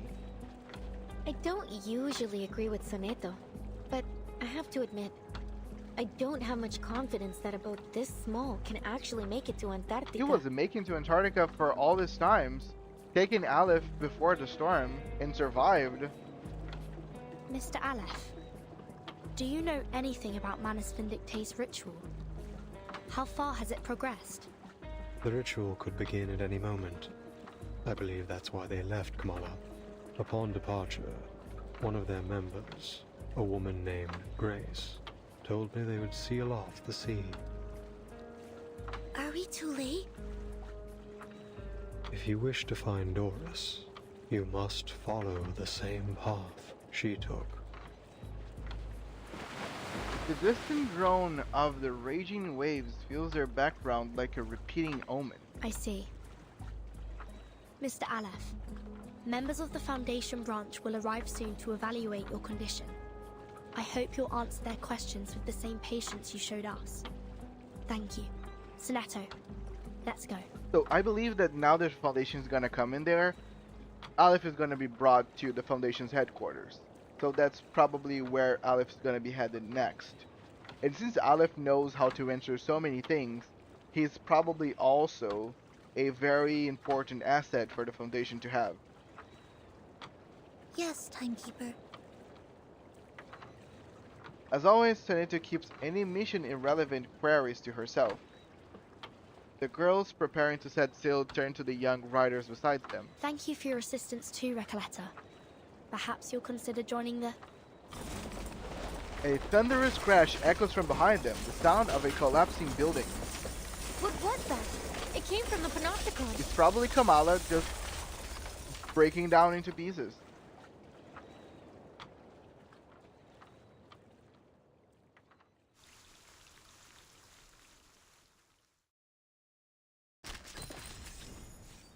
Okay, so Vertin was trying to recruit Recoleta to the Foundation, which I believe is going to happen. Aleph is going to be brought to the Foundation. I wonder what's happening in Kamala right now.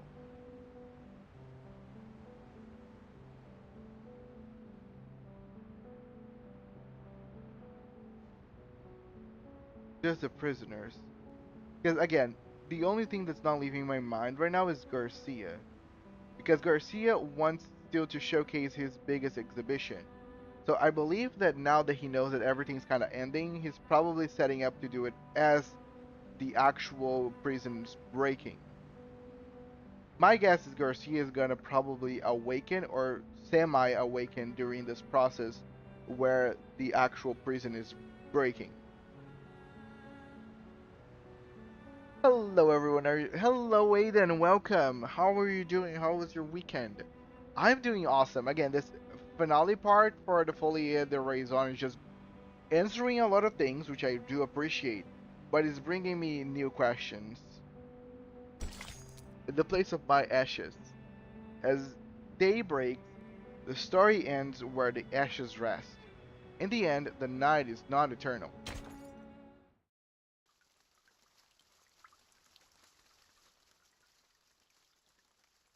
Thank you for visiting my wilderness. I haven't really touched anything on there for so long, like when it comes to like decoration. Yes, that's the latest chapter, and I am part 20, which is probably the last part of this chapter. Blazing flames reflect in their eyes, just like the name of this island might suggest. A winter night stands sentinel over a great conflagration as every brick of Kamala prison crumbles and falls.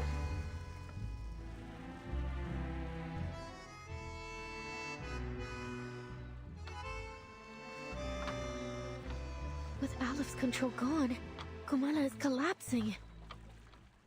The inmates aren't even real criminals, are they? And they're still in there with no clue that they're no longer being watched from the central tower. We have to go tell them. We have to get them to safety. Yes, we should help them get out, at least until support arrives. But the Manus ritual... I'm not a fan of the wilderness either. I just visit to get my daily dust and sharpos. Wait, you can take sharpodontes and dust from other people's wilderness? I didn't know that. The battered boat sways within their sight. Don't worry. I'll go alone. Huh? You should hurry. When this is all over, I'll write to you, my dear friend. During this journey together, our teamwork has been impeccable. So, you can trust me to do this. Oh, okay. I thought that there was some mechanic that was inside other people's wilderness. I'm like, oh, I've been missing then a lot of things. But okay. Okay, now I get it. And also, I love that Recoleta is talking about teamwork. Maybe she's gonna ask you to join Team Timekeeper. I'm not doing it just to help you or the organization you represent. I'm doing it because the inmates are my friends. Aww. Okay, I trust you. Take care of yourself, Recoleta. And again, another person that does not care about the Foundation at all. If the storm truly is imminent, as Dr. Merlin said, then Miss Recoleta, I will say, for everyone that's Team Timekeeper, the only person that actually cares about the Foundation, it's Anito. Every single other member in Team Timekeeper are there because of Vertin. So you found out that this chapter board was a D&D board table. Yes.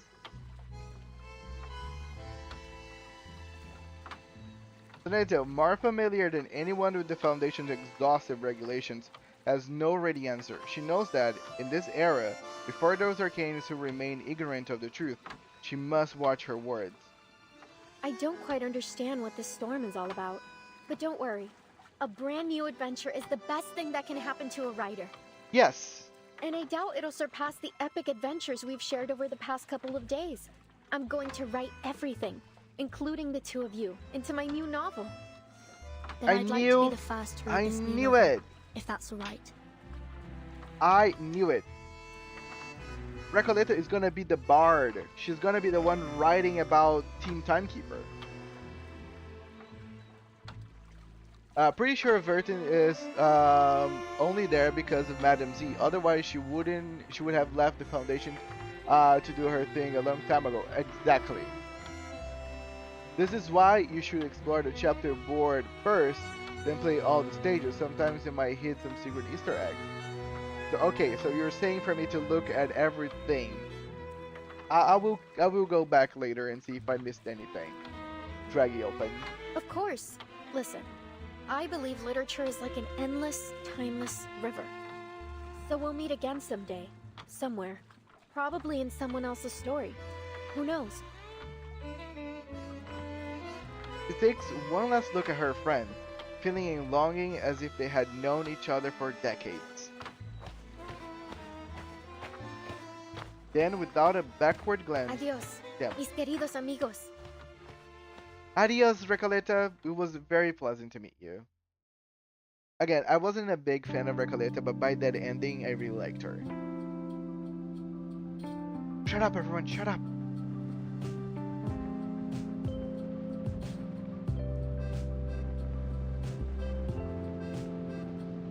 My guess is Garcia is having his awakening as Kamala's burning, right now.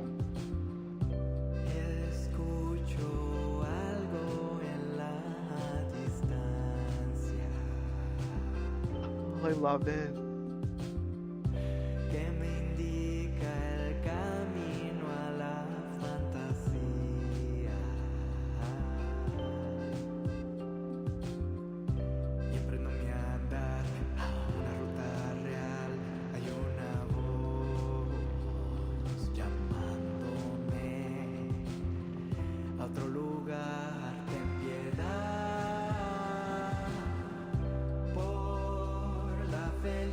Oh, I love this. This reminds me of the Apiran people drinking the wine as they've been reversed.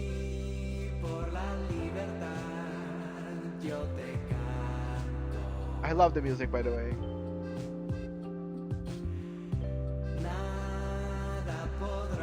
And I like this big face.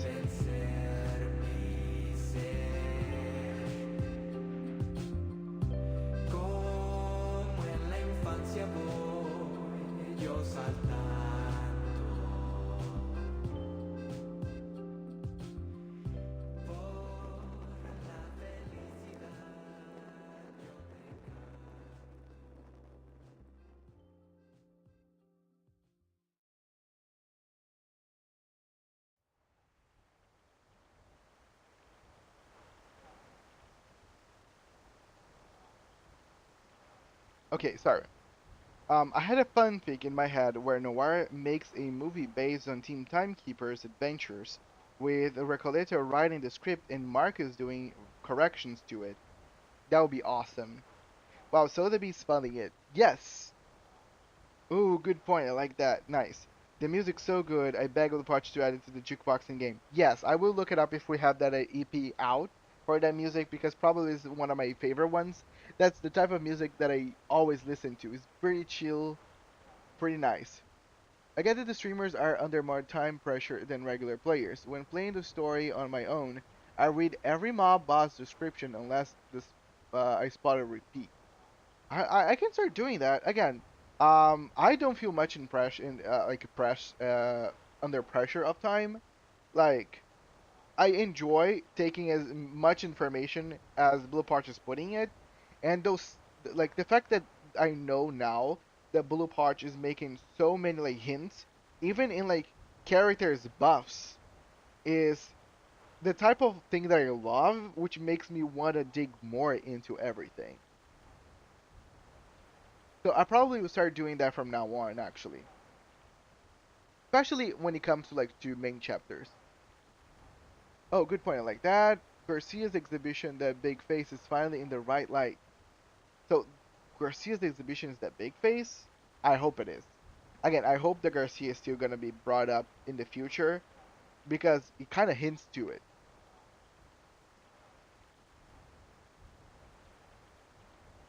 Amid the distant echo of singing, the creator of this prison stares into the fire as it burns.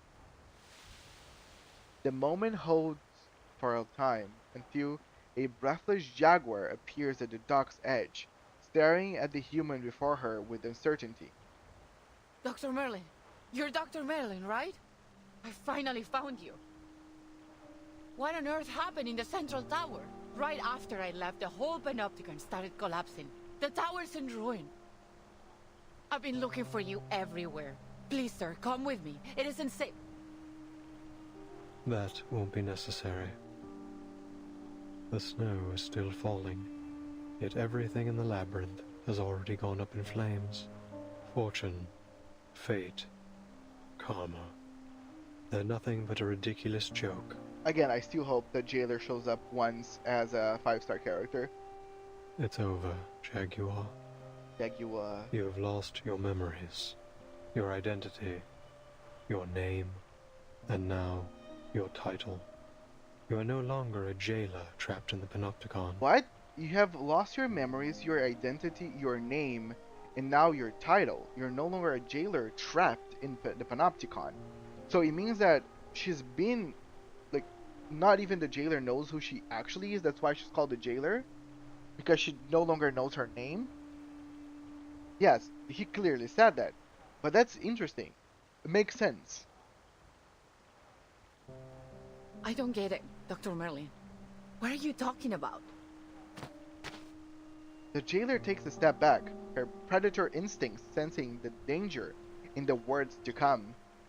The damage may not be physical, but it threatens to shatter what little faith she has left to hold on to, and the life she has always known. I'm going back to Kamala. Order must be maintained. The prisoners mustn't be allowed to escape. Yes, she's so afraid to know the reality of it that she's gonna run away. Please take care, Dr. Merlin.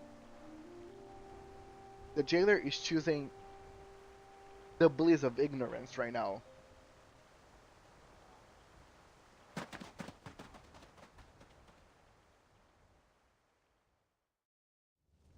Right? I feel like the jailer is gonna join us in the game as a character once she recollects who she is. Nerves torn between panic and hesitation, the jailer at last turns towards the searing flames. Hey, you! Don't run off like that. It's dangerous. No one heeds her cries. One prisoner after another flees in terror, escaping the crumbling labyrinth. In deserts, in stars, in labyrinths. We dream on death's straw pillow. The jailer drifts through the raging scene, unable to steer a sensible course. At last, she pins down a frail and powerless prisoner beneath her weight. Stop! Get off me! Let me go! Oh, Roberta? Are you blind? The panopticon is falling apart! It's you, Roberta. The jailer recognizes the prisoner under her grip. Roberta, a kind and quiet prisoner, always well behaved, now panicked and desperate to escape. They are all mad! I knew it! They've been the start. The whole place is burning to the ground and they still won't leave. They're still talking and talking about things that no one cares about. I can't help them. I never understood what they were talking about. The rhythms, the factions, the ideologies. Yes, the people were nice. The idealists too, but I've had enough of this prison. I've had enough of the panopticon. She collapses onto the ground, sobbing. I never should have joined these movements. It was all meaningless from the beginning. I think Aleph was able to change the memories of people, and maybe the Jaguar with his die, while trying to remake Kamala via Recoletta's script. Interesting. Makes sense, actually. I want to leave this place. Go to Spain or France. Anywhere but here. I want to go back to Magdalena.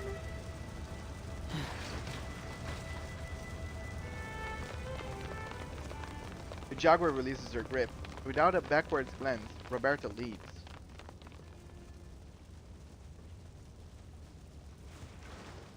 The jailer steps back into the circular structure she knows as her only home.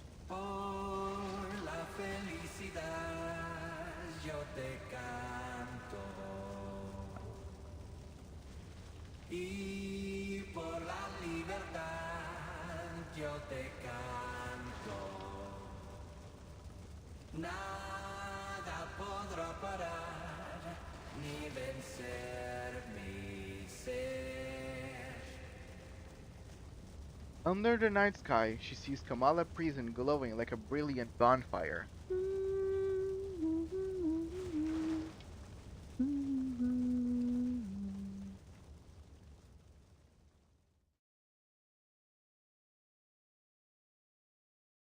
That's quite poetic.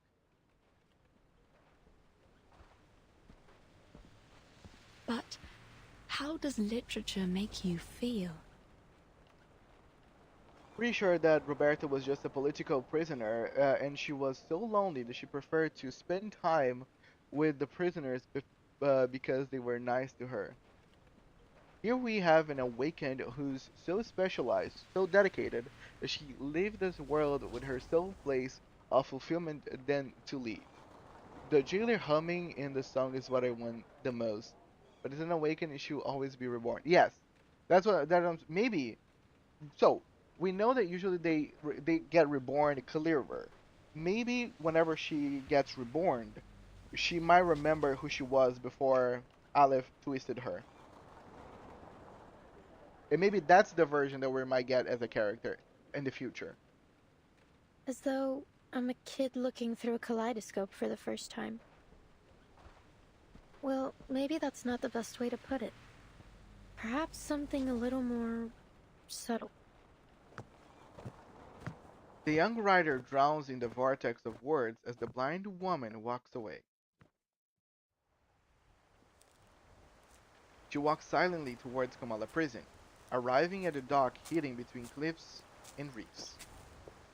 There, the prisoner who answers all questions awaits her arrival.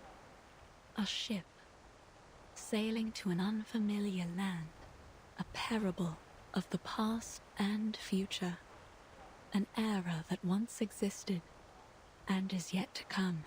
Is this the answer you've provided, Mr. Aleph? No, Erd. You will have to find this answer yourself. No one can help you with this.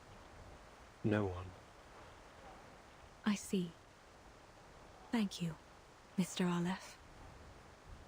I will remember what you've told me.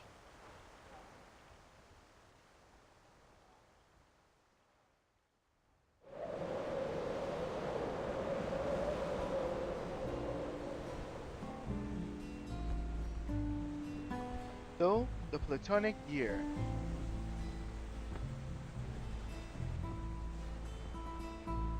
Wheels out new right and wrong.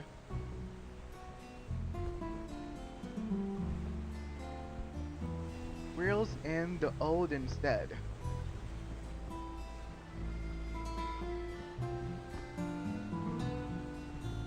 All men are dancers in their tread.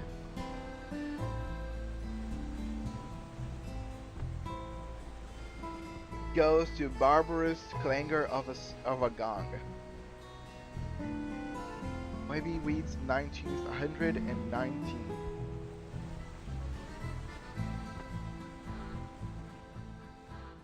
That's so cool. We're basically sailing to the conclusion of this whole thing. I am so excited for us to experience 2.8 and then 3.0. The jailer humming the song is what I want the most. Okay, see you later in 2 months, Dr. Doris. The poem at the start of the chapter. Yeah. Yes, now I see like everything is hex polygons. Everything is burning. Oh, now I get it. I haven't scrolled so much to actually see it's actually like a D&D table that someone's been playing on. Cool. That's such a cool detail. Now I can finally see the huge like 20-sided die here. That's awesome.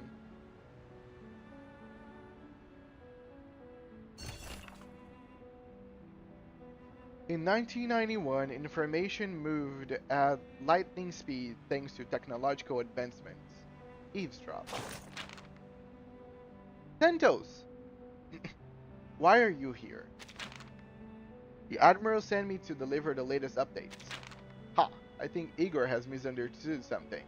Just because we're both here doesn't mean the Apostles Brotherhood and Xeno are obligated to work together. Mr. Santos, you know the preacher said it before.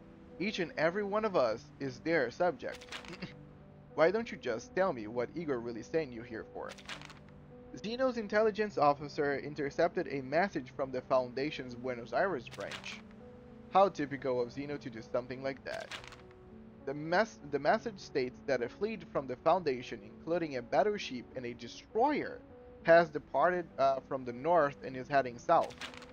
So you're telling me those gray and white checkers are actually sending a fleet? The General wants you to speed up the transport of personnel and supplies and to weaken the manpower of the Foundation's Buenos Aires branch as much as possible. Let me make this perfectly clear. I do not answer to him. But for the preacher and for them, I will fulfill my duty. Tell your Admiral that he doesn't need to worry about anything else. We'll prepare a proper welcome from the Foundation's feeble little fleet. Understood. I love how everything's shaping out to just get hectic. So, is Season 2 gonna end like that after 2.8?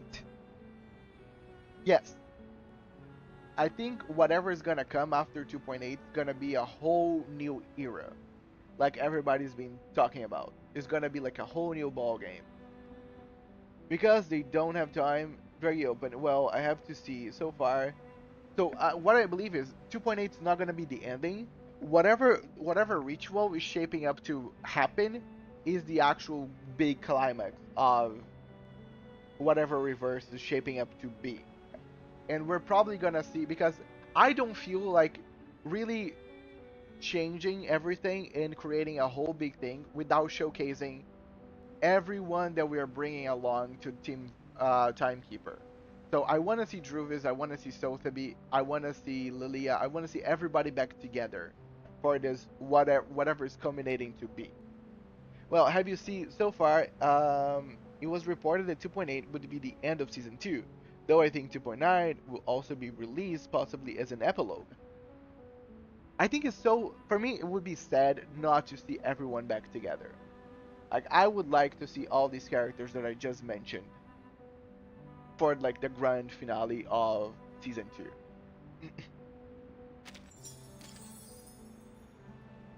Okay, this is Folie at the Raison. So let me just check the board before. There is a passage here, an author unknown. Journey to and fro. I return once more to Kamala prison. To me, this massive cage is no longer an inescapable labyrinth.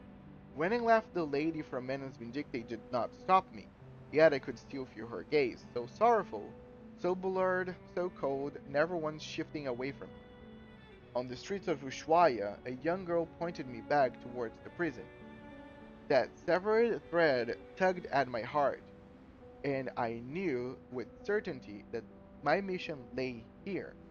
If I were placed before fate, my life and death would seemingly follow a predetermined path to its destined end.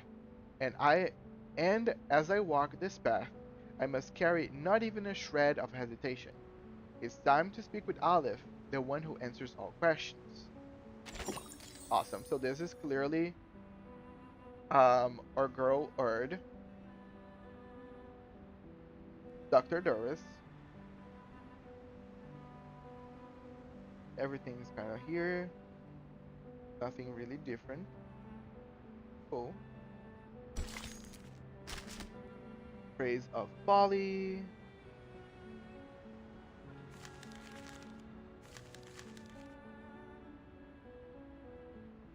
Yeah, I'm gonna be examining everything because now that's how people should not pique my interest because I'm gonna hawk into everything.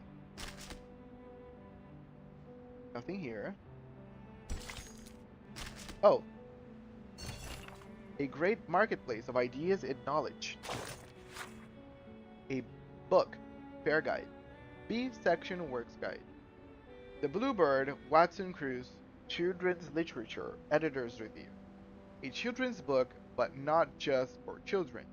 Reviewing the world from a different perspective reveals an entirely new reality. Fox Beneath the Sky, Tadeo, Social Literature. Editor's Review. A classic intellectual autobiography offering profound reflections on the nature of time. Blood Monster, Overdose, Horror Fiction, Editor's Review. Undoubtedly the finest novel about vampiric creatures this century. A 300-year tale of immortality, jealousy, and humanity. Attending authors contact information Tadeo, Amazons, Aleph. Ooh. Interesting. So something that was published by Aleph. Interesting. Okay, sorry. Geez, there's a lot of dice here. Aleph really wants that nat 20 at all costs. Do you know the song Sgt. Pepper's Lonely Hearts Club Band mapped perfectly onto the phrase Recoletas Behind Bars Book Club? I've been playing with that parody idea, but have little video editing. No, I never heard of Sgt. Pepper's Lonely Hearts Club Band. Send it to us on the Discord, and I can check it out. Maps perfectly on the phrase Recoletas Behind Bars Book Club. Been playing with that parody idea. I have not much video experiencing on with editing. Yeah, I actually had an editor software that I was paying for, but right now I'm kind of short changed. If not, I would love to just make something with you and maybe we could have done some editing, but right now I think it's a little far from my reach. And I'm not like a biggest editor, but that sounds cool. It's a Beatles song. Oh, cool. Well, I do hope you can actually manage to put that into something eventually, because it does sound fascinating. That's pretty creative.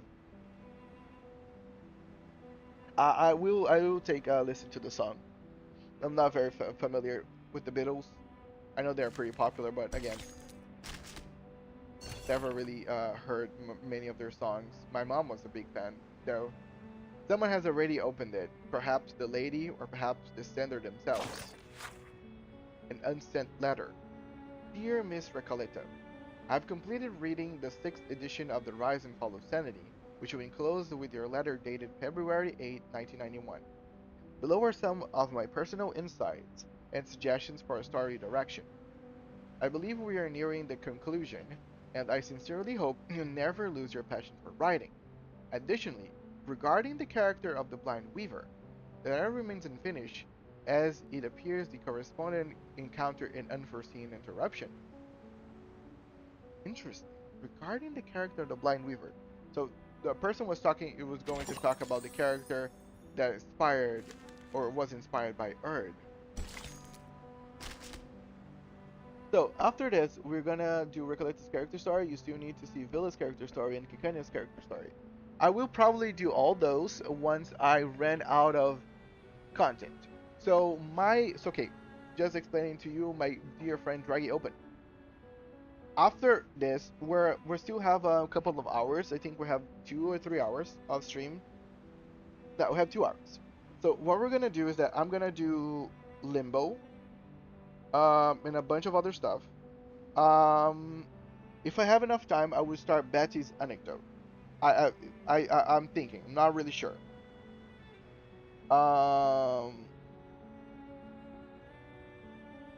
I will do Recoletta's character story over on Friday. And then if I don't start Betty's anecdote now, I will start on next Monday. Then I will probably do the Theft of the Remake Cup because I have enough to unlock that, and I really want to meet Melania and Pickles. I want to do a lot of things, and then I will probably go to see the character stories. So yeah, I'm delaying those, but I will come to them eventually for sure. But that's my schedule as I have them in my mind. The greatest arcane skill demands thorough preparation. Every list is the crystallization of countless insights. Breath of a strange incantation. Regarding the blurred by water stains ritual. A large number of arcanists should be an easily achievable goal for Menace Vindictae. Young people capable of lifting bricks and setting sail are plentiful. Devotion remains the best catalyst, so that's why we're okay. Now it's time to do some of my digging.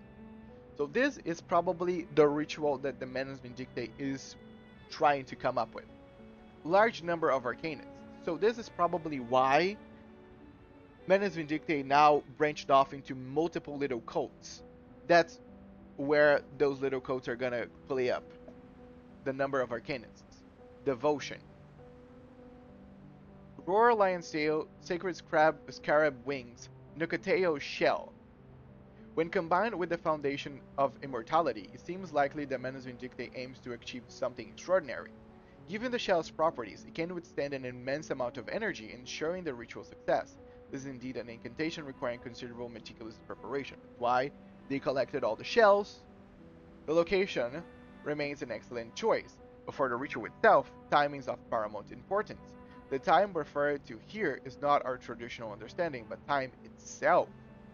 So I wonder why the draft of the incantation is found here, and then saying it's blurred by water stains. My guess is the Menace Vindictae asked Aleph to draft the incantation for them. So Aleph, even though it's a human, clearly has knowledge of arcane and can answer those questions. A serpent brings an apple, but I already possess the possesses the wisdom. The tattered invitation. Dear Mr. Aleph, the National Foucault Studies Association extends a formal invitation for you to join our organization. Our mission is to guide society and the world toward a more structured and enlightened future. We believe your exceptional abilities will be instrumental in achieving this vision. We eagerly await your response. Sincerely, Josette Tartuffe, Kamala Prison Ushuaia. So, Tartuffe was the prior person that was leading Ushuaia, the prison, before Aleph take a hold of it. So, probably what happened is Aleph was invited there and managed to remove Tartuffe from ruling Kamala Prison. Interesting. Oh, let's see if there's something on the board before I pass to the next one. Eric's anecdote. Yeah, again, I'm gonna do everything. Don't worry, I'm not gonna be passing anything. I will dig through everything. that the game has to offer still to me. Master of a Labyrinth. Does the Foundation ever actually require employees to clock in? Have you ever heard of Foucault, Soneto? Yes, he's a renowned French philosopher and social theorist. I read books about his theories at the SPDM. So those are precisely the kind of books they never confiscate. Sorry, I don't understand. Never mind that. Could you explain what you read in detail? So those are precisely the kinds of books they would never confiscate. So basically Verton's saying that Foundation actually confiscates some books. Interesting. Never mind that. Could you explain what you read in detail? Alright. Foucault argued that madness isn't a natural phenomenon, but rather a cultural construct. In early times, punishment was public spectacle, a display of power for the rulers. Nowadays, things are different. After the Enlightenment, punishment became a form of public education, intended primarily to deter crime. That's true. The phrase public execution has all but disappeared from everyday language. Discipline and punishment. By that logic, the SPDM aligns closely with Foucault's ideals. But Deleuze believed that another model of power had replaced disciplinary power, the power of administration, a highly efficient yet indifferent system of management. That kind of makes me think of the Foundation. Highly efficient yet indifferent. The system holds control over the environment, and under such circumstances, the individual's inner self ceases to matter. Timekeeper, is this discussion because of what the physician said? That's right. Initially, I just wanted to hear your perspective on this. Now, I'm starting to see how this model reduces people to little more than animals. Right, Timekeeper.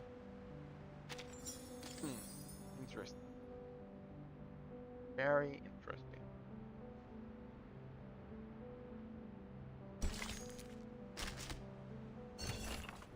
When he pulls out the ice pick, don't be afraid. Panic is proof that you're still lucid. For now. A clipping. In 1935, Professor Antonio from Portugal became intrigued by a medical study documenting how gorillas became docile after the removal of their frontal lobes. Inspired by this, they successfully performed the world's first human frontal lobotomy, known as leucotomy. The surgery was remarkably successful, paving the way for significant breakthroughs in research. In 1949, Professor Antonio was awarded the Nobel Prize for Medicine for his work. We know that lobotomy is a way for kinesthesia the self. Through continuous practice and refinement, he and others eventually improved and perfected the procedure, even developing a specialized leucotome. However, the surgical technique required a high level of expertise, and as a result, it was never widely adopted. In 1945, American Dr. Walter Freeman modified the procedure, which became infamously known as the ice pick lobotomy. The technique involved rendering patients unconscious with electroshock or anesthesia, and then hammering a steel pick thoroughly in the thickness of the a chopstick through the upper part of the eye socket into the brain. The pick was then manually rotated and destroyed the frontal lobe. Oh, it hurts me just to picture it.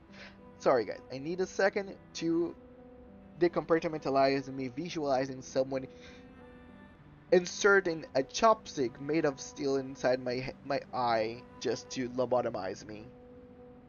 That's painful. In 1950, following strong recommendations from psychiatric pathologist Vasily Gayanovsky, the Soviet government became the first to announce a complete ban on frontal lobotomies. Over the next 2 decades, most countries, including the United States, followed suit and passed laws prohibiting the procedure. Thank God. This is a factual thing, this is not an arcane thing. Just letting people know. Take your time. It's way more brutal than its illustrations. I believe it. And that's the dangerous, like that's the scary thing. Lobotomy was a thing that people were doing to other human beings. Can you imagine how far we've come in such a small time? We're talking about 1950. We're talking about little than like 70 years ago. 70 years ago. It's not that many. It's not that much time. Soothsayer, World Maker. Thing in here. No.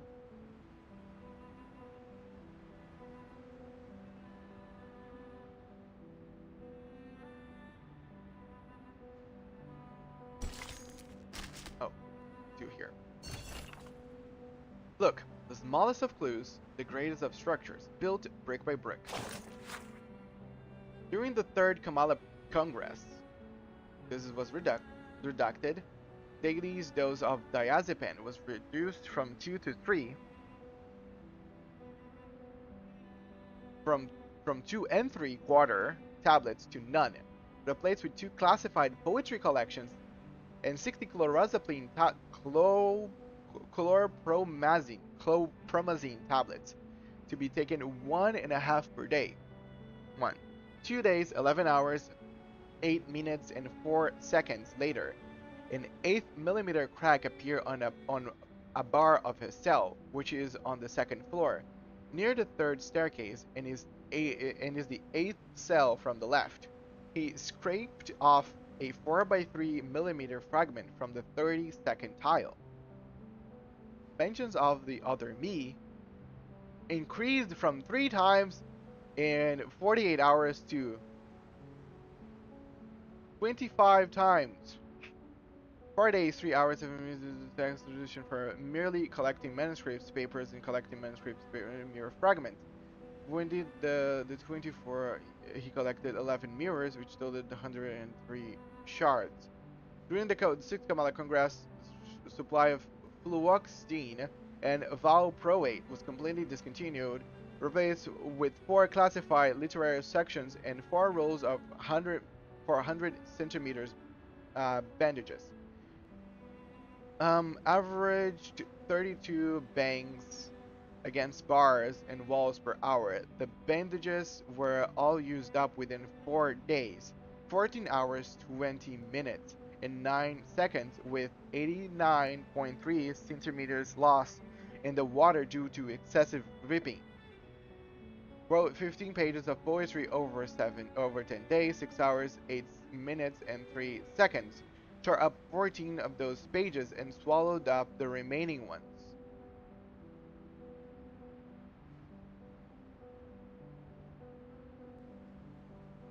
Is this Aleph? Is this performer? We're talking about Aleph, or who else? Have you read some acoustic description? There's some funny lines in it. No, I always miss them. I will take. I can check it out. I wonder if the tower inside the prison has seen this. On Dino's defectors. Based on the above information and recent intelligence from the Timekeeper squad, it is confirmed the Xenos defector unit had entered Kamala prison, which held numerous arcanists, and withdrew from Ushuaia on March 2nd. The operation clearly involved cooperation with Manus Vindictae. The current whereabouts of the defectors remain unclear, pending further intelligence from the Timekeeper squad. The information is fragmented and primarily inferential. For the full reasoning behind the operation and additional details, no defectors. So we're talking about Moldir probably.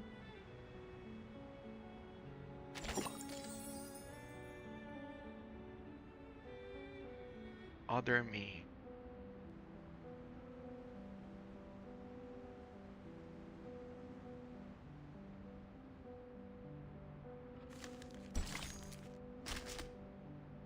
Spider's web. They cover their eyes, they descend into madness.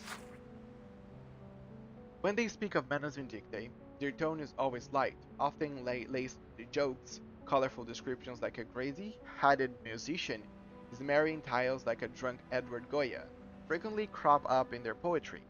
Even though I have never seen such a scene myself, I can still grasp their attitude towards Manus Vindictae.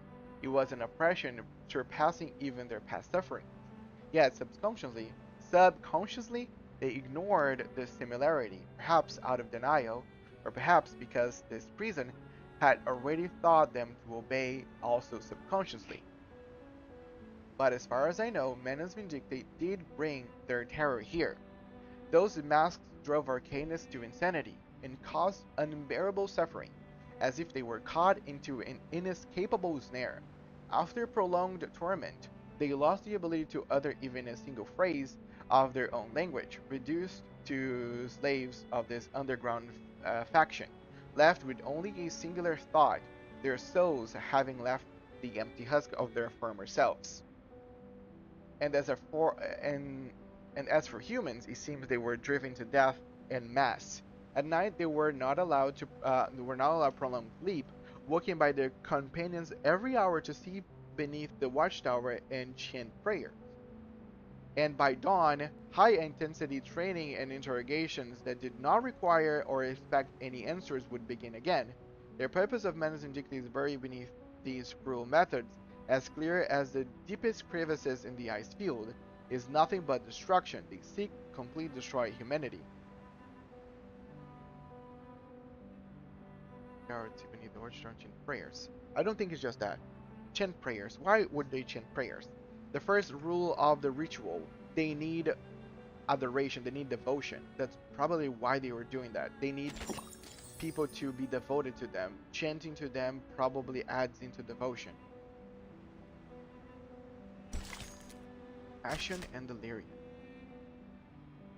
That's my guess again. I'm not 100% of what I just said. I just really feel strongly that that could be why. Leaving.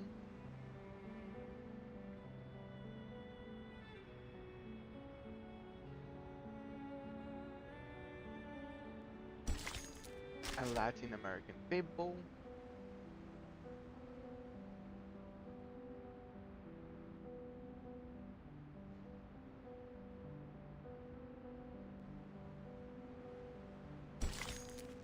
Kamala scholars.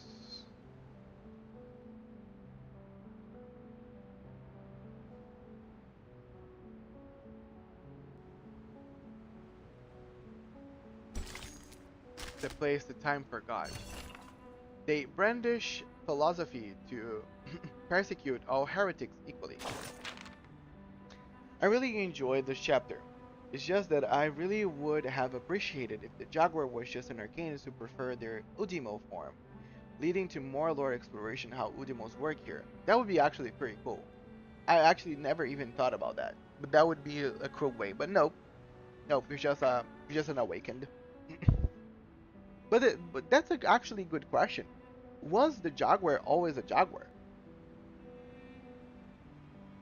Because let's think through. How much did Aleph twisted the jailer into what she become?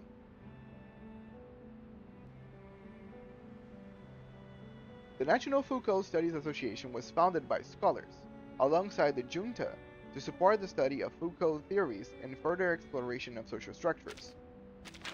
Thus, a regular column was established in this publication, where contributions from all perspectives are welcome and encouraged. This newspaper is about as old as I am, yet you somehow managed to find a copy. Yes, the Panopticon of Kamala was founded by the National Foucault Studies Association as a site for experimental psychoanalysis. I've read about it. A single watcher could observe all prisoners, and since the prisoners never knew if they were being watched or not, the surveillance system infiltrated every detail of their lives. It is smart, isn't it? The actual surveillance remains unseen, yet the prisoners nonetheless end up trapped in a closed, fragmented structure. Oh, those were my pen pal's words. He also said it was a significant experiment for the government at the time. But in that era, Foucault's psychoanalysis seemed more like a means to an end. Wait, so being born a few decades earlier would have been needed to would I have needed to try so hard to get into this prison? Wouldn't this gendarmes have locked me up just for writing or speaking out? I may not always understand you, but I sincerely hope you are joking now. Back then, people faced more than just imprisonment. There were disappearances, torture, and many deaths. Yes, this is censure. This is people not allowing other have to like free will and free speech. All right, it apologize. That was probably a bit inappropriate for a joke, and admit. Please relax, Anito. I know many. I have many friends that would react similarly to Soneto against that joke. I do feel like people sometimes take things way too serious, even though like I know it was a sensitive thing. I'm of sort of that I like to like most people for me that have the most complicated lives are the ones who like to do more dark jokes than anybody else. And I feel that the people that are more sensitive towards basically anything are the ones that are being kind of coded by society with padded walls. So I feel like you need hardship in order to turn those hardships into jokes. And those jokes sometimes do not fall well with other people because they're too sensitive. But I do feel that you probably lose a lot of this sensitivity if life beats you so hard that you are not allowed to be sensitive. Reckless Recoleta being perfectly happy in prison once again. Exactly. I guess. More than circles. Ushuaia at the end of the world. Where is this place? The furthest edge of civilization. Historically, the town of Ushuaia originally was home to just 400 people, until 9,100 convicts were exiled here. Okay, let me Google something.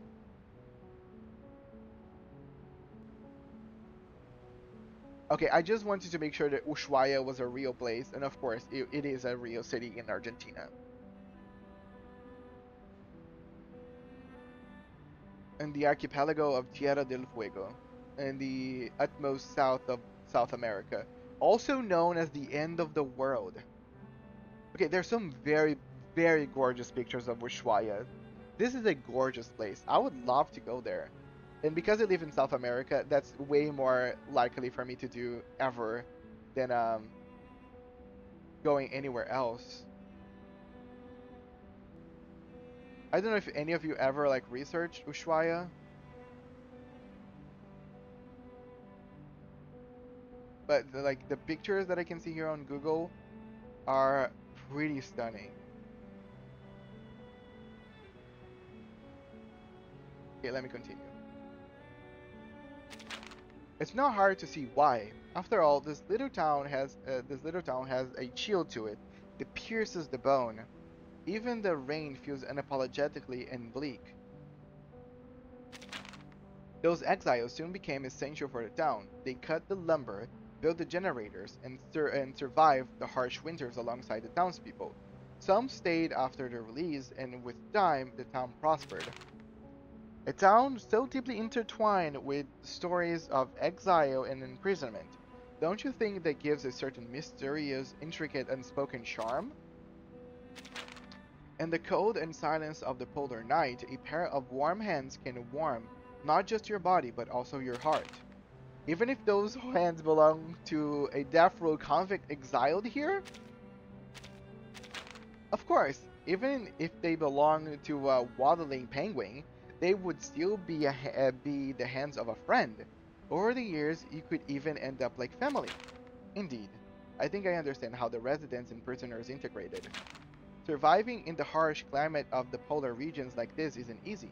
Prisoners couldn't make it alone. The harsh nature of their surroundings taught them a simple truth. No person survives on their own. Such poetic wording. Soneto, you really ought to try your hands at poetry. It is an act of outpouring one's feelings and taking a journey through one's own mind. A journey through your mind? Thanks for the suggestion. Perhaps I'll consider giving it a try in the future. I don't think she would ever take it as poetry. Not now. I think Sonata really needs to reel in on who she is. She's too much of a drone of the Foundation. The prologue. Okay, this is the last star. The Ushuaia port explosion. Reports, endless reports. Why are there only ever reports? The tremors from the explosion at Ushuaia port shook the surroundings for nearly 10 seconds, after which strong winds carried the flames across the dock area. Thick smoke spread for several kilometers. The explosions injured 12 people, over 200 residents were evacuated, and it took the Navy and Fire Department nearly 6 hours to contain the fire. Unfortunately, key logistics facilities were reduced to ruins. Investigations confirmed the explosions originated from three sources: an oil storage tank and two cargoes warehouse, along with third dock. However, the disproportionate scale of the explosions raised suspicions of arcane skill involvement. It is still unclear whether this incident is related to the Xeno mutiny, and simultaneous investigations are ongoing into other arcanist organizations that may be responsible. What the hell is this? You call this a report? This is all you're handing in? Panic is already spreading. Do I need to remind you that Ushuaia is our nearest deep water port?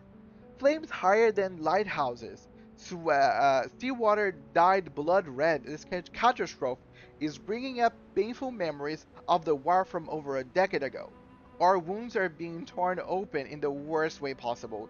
And after all this time I gave you to investigate, you're just giving me a list of possibilities?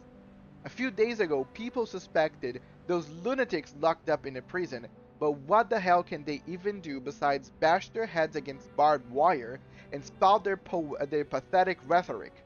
Maybe they scribbled out a doppelganger of a pile of backwards poetry, conjured up a few imaginary hot air balloons and float them to the port, and then molded a ton of bombs from mud and ice? Fat chance! The only thing you got right was not including them in your list of suspects. Otherwise, I'll have you thrown in that prison alongside them. I love whoever is speaking this. Like, I can just imagine their ire and just anger out whoever made the report. But yeah, we know that this was the Xeno and Manus Vindicte. They destroyed the port to slow down whoever came after them from Ushuaia.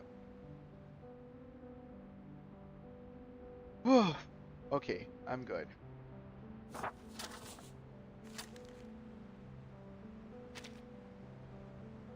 Strangely fitting, Tierra del Fuego and the journey there and back are prominently featured in the German song Kling Kling from 1993.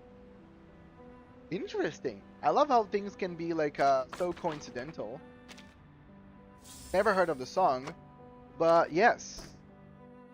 I like the game. This game brings so much blend of real world and fantasy together. It's just incredible. But we're done. Guys, it was Folie et de Raison, and I had such a good time with this. After reading it all, we have barely an hour of stream. So I will not start Betty's anecdote today, just because I think it would be a waste for us to do that. I'm gonna probably just be doing Lucid Escape and Into Limbo, and call it. Lucid Escape. Artificial somnambulism technology has been upgraded. Volunteers are now being recruited for experimental trials. After clearing surface, Weyerhaeuser Forest B. Weyerhaeuser is not a Druvis? Yeah, it's Druvis family's forest. You may enter the Lucid Escape to face greater challenges and earn more rewards. Ally, after an enemy dies, lucidness plus 5%. After an ally casts an ultimate, lucidness plus 25%. In Lucid Domain, allies gain ultimate might. Okay, so ultimates are really here for this first Lucid Escape, I guess.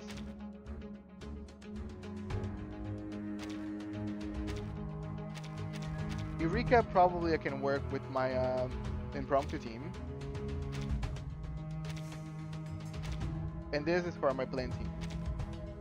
Without Recoleta getting all clear drops from this mode was tough but doable. I may try her here before a monthly reset. Yeah, clearly this was devised to use Recoleta at her full power. Okay, I'm gonna go to the kitchen, get some stuff, maybe drink some water, and I'll be, guys, quickly back I hope I can see you here as soon as I'm back to enjoy this Lucidscape. BRB.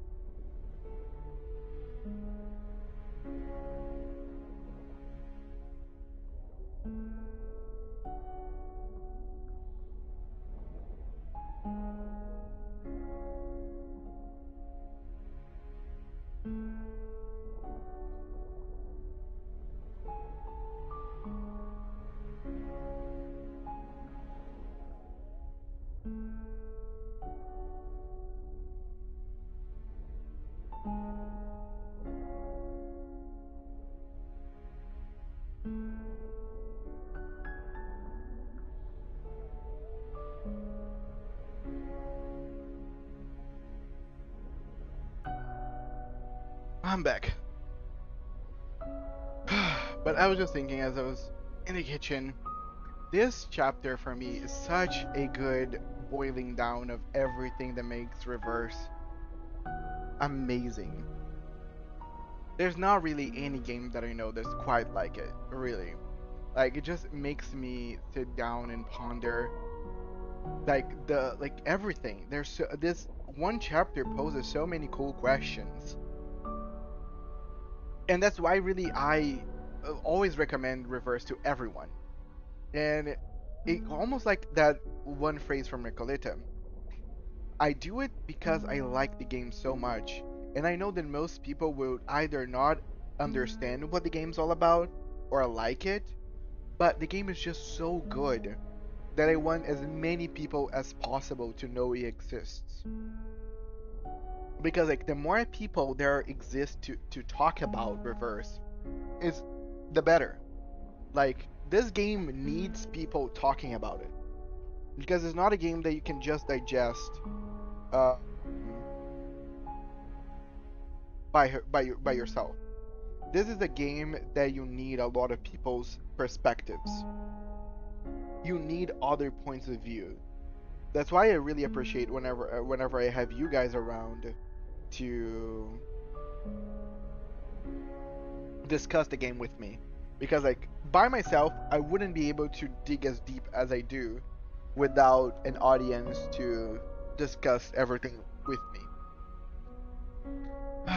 Okay, but let's do this.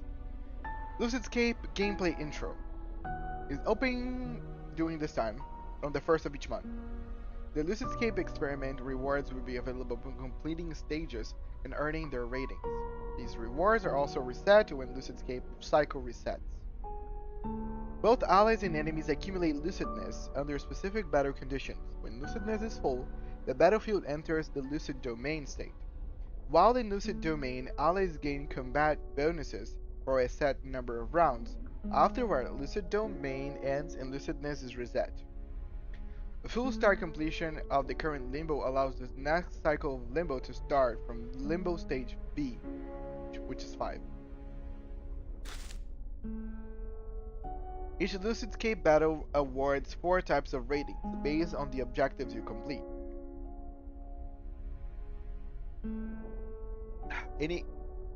Earn any 3 A to C ratings in one dream fragment to unlock the next one. The Lucidscape experiment rewards are based on the number of ratings earned, which are represented by the color of each rating star. Pretty simple. But I know that this is harder. This is very much so end game situation. Gameplay info. Recommended lineup. The requirements to earn ratings. A to C. Dream buffs. Equipped. Okay. Normal enemies. Limit substitutes. Tap here to view their substitute order. Appear to check the listed rules. Once the listener gauge is full, the battlefield enters the listed domain. Stay for a second. Okay. Okay. Defeat the wave 1 boss. Drop the wave 2 boss below. Okay. Defeat a lot of enemies. Earn 2 A rating and clear within 8 rounds. So, recommended plant is the team. Moxie, Eureka. I really wish I had any other ones. I'm gonna go with this one instead. And let's see if my team can do it. Let us have a fair fight. I might not be able to clear with this team just because this is not the one that I do with damage. This team is not super strong. Even though now I have Jessica, so I might be underestimating this team now. Be serious. Stay focused. What's your leg? Gacha, Lily. No, no. Stop lightning. Frost you with the armor of the forest.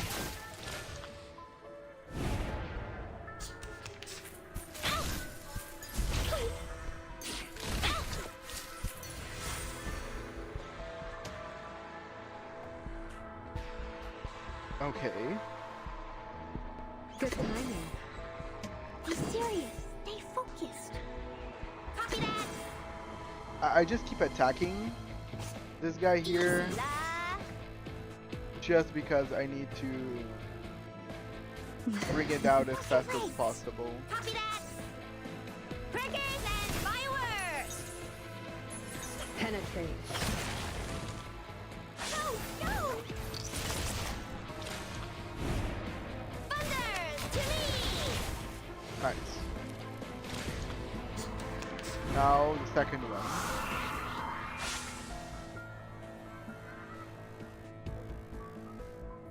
Easy la. A simple arcane. Good timing. Be serious. Stay focused. Crackers and fireworks. Hold on. Psychiatrist at work.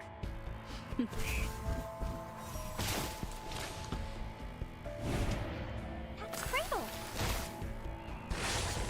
Nice. Double rigidity is equal petrified. No need to worry. Copy that. Easy. Time to pull out the expensive stuff.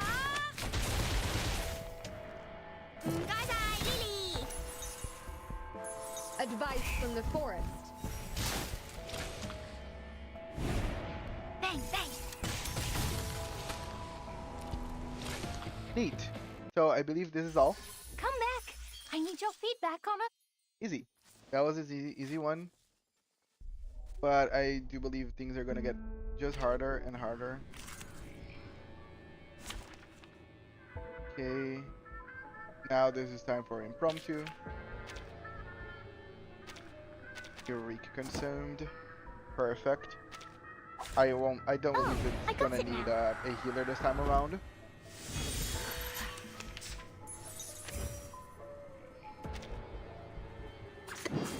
Saxophone dance.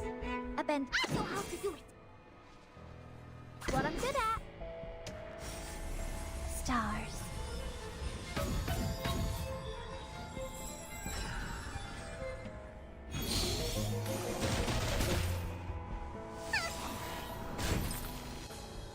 Laundry time.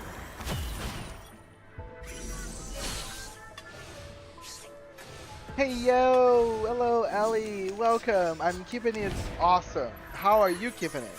How was your weekend? I hope everything is lovely and fine in your side. Thank you so much for coming.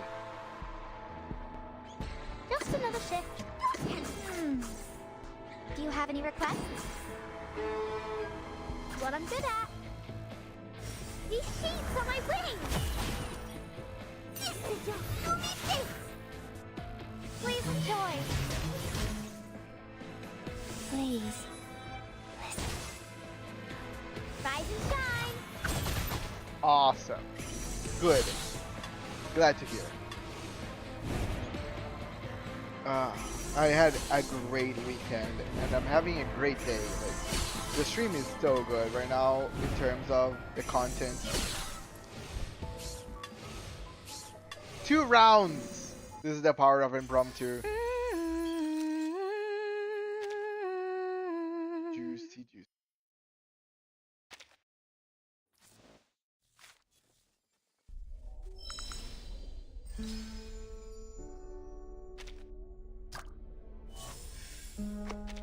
Oh, I'm gonna get so many clear drops. Aleph is gonna come home and he's gonna be happy to be there.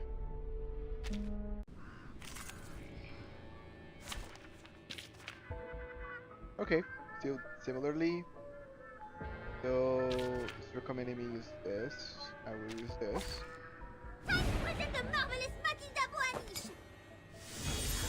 To the Buonish.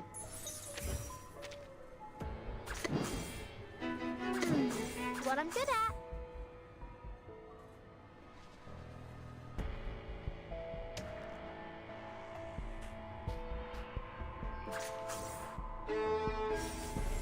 Stars.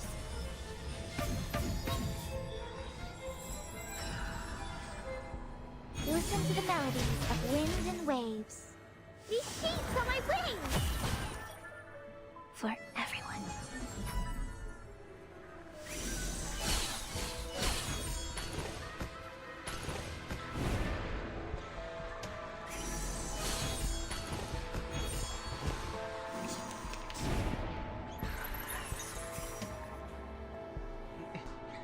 Saxophones and...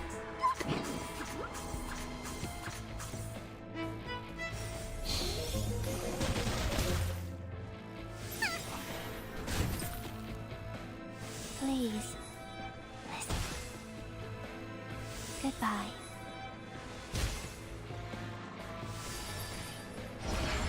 Goodbye.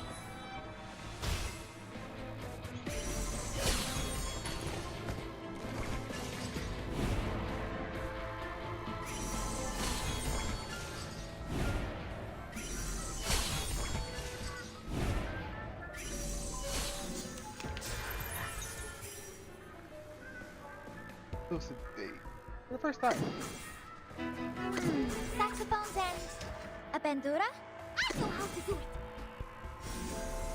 Stars.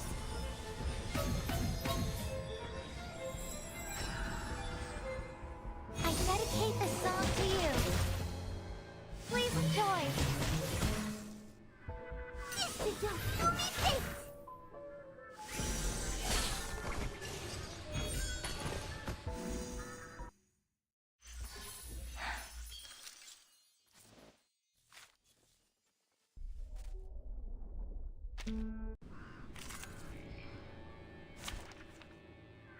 Oh, okay. I needed impromptu team again.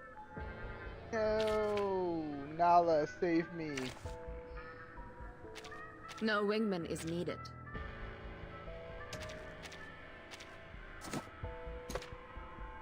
I don't have the ideal one for him.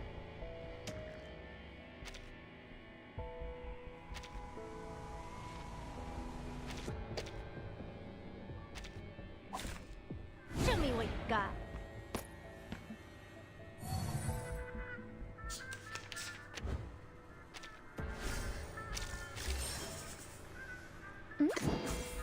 The moment of utterance. Hi.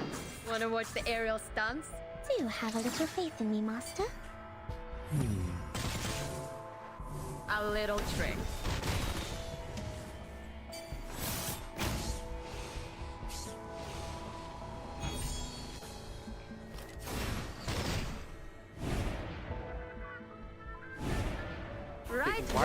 had two Moxie. I think I should have read.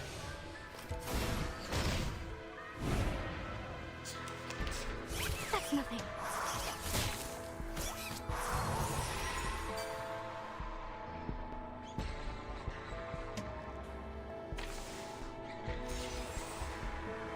Time. The moment of Wanna watch time? the moment of utterance. The moment of Wanna watch the time? benefit from reading.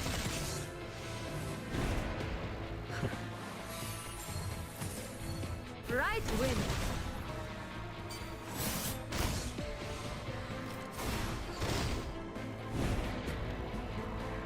A little trick.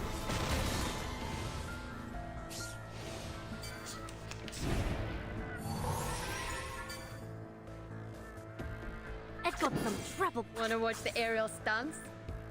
Perfectly understood. Hmm? Ha! My Crucible really has a mind of its own. Don't blink.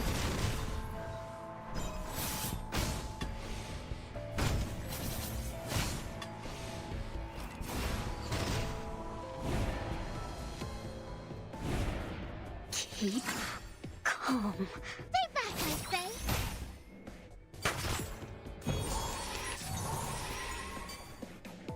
The moment of utterance. Fine. Perfectly shall I, Master? Benefit from reading. Right win.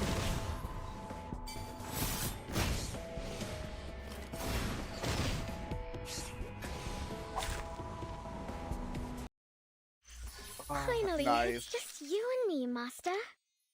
Do.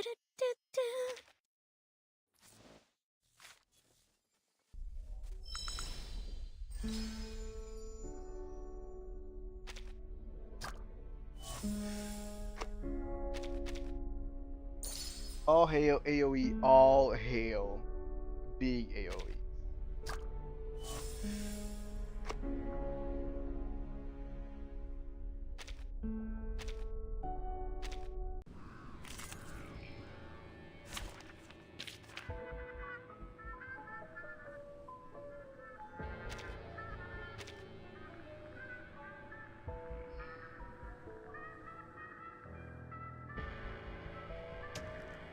I think it's 8 days, if I'm not mistaken. I can check for you.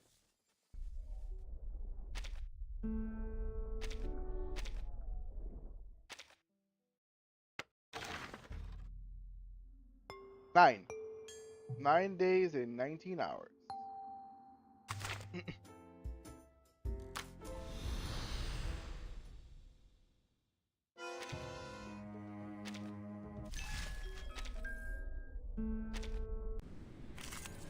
Okay, which team should...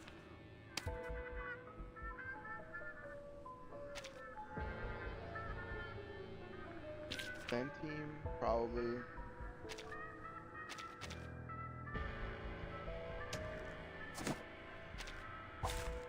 Hey, hello there. I want to pre-farm for Aleph then, then Aleph. Yes, I probably will start pre-farming for Aleph because I'm basically done with 6. So yep, that's a cool goal. Yep. Be serious. Move your legs. Gaza, Lily. Go. Brought you the armor of the forge. That's Cradle.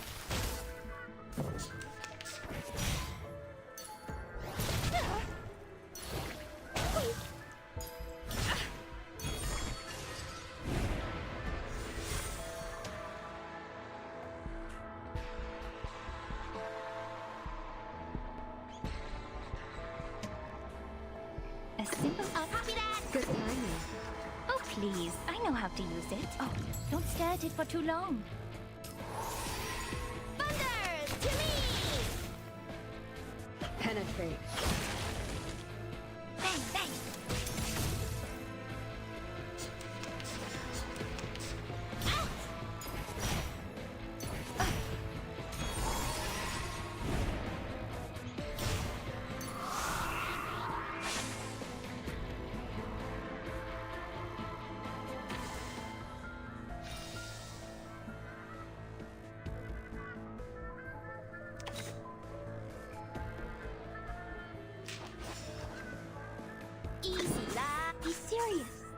Move your legs. Crickets and fireworks. Sprinkle.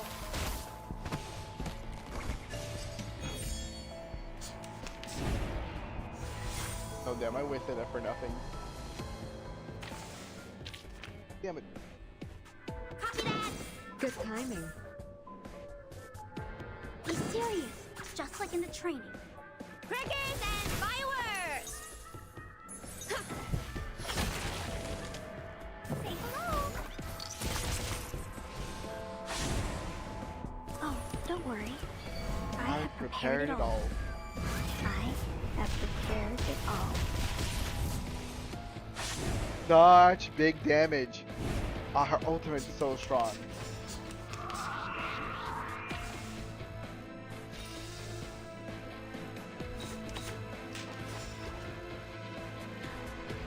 A simple arcane click. Move your legs. Oh, please. I know how to use it. Would you care to lie down? No, no! Advice from the forest. She does. Yes. I will be watching you.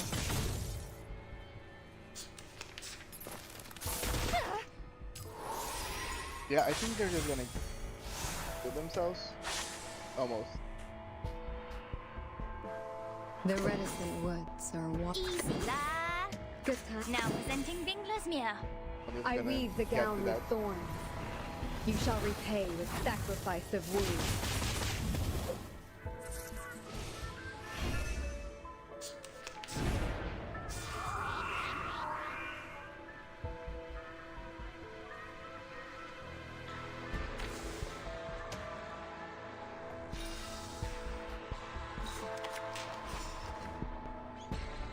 Copy that. A simple arcane click. Jugulik check. Now presenting Vinglasmere. Crickets and fireworks. Bang bang. 연삼삼 학마마 자다 시맹시영 전화이 Ah! You must see your true self.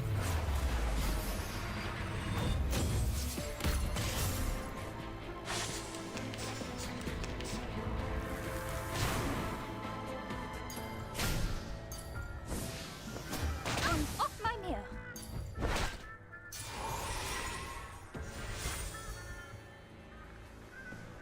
Okay.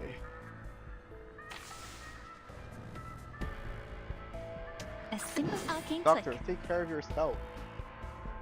It's a tough one, boss. Be serious. Stay easy, lah. Oh, don't stare at it for too long. Thunder Talisman, scientific version. Thunder Talisman, Nice. scientific version. Sprinkle. Nice.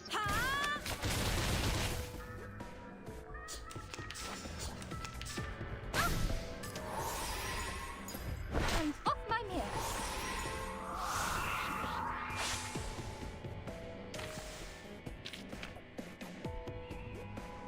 It's a tough one, boss.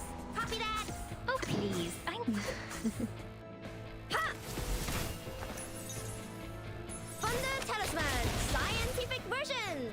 I will be watching you.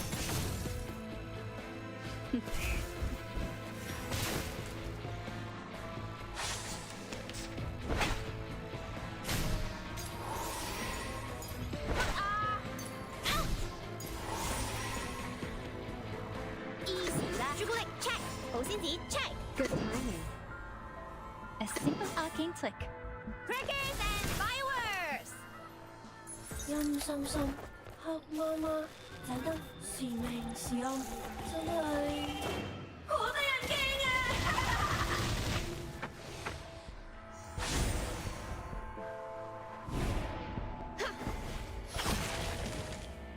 Would you care to lie down?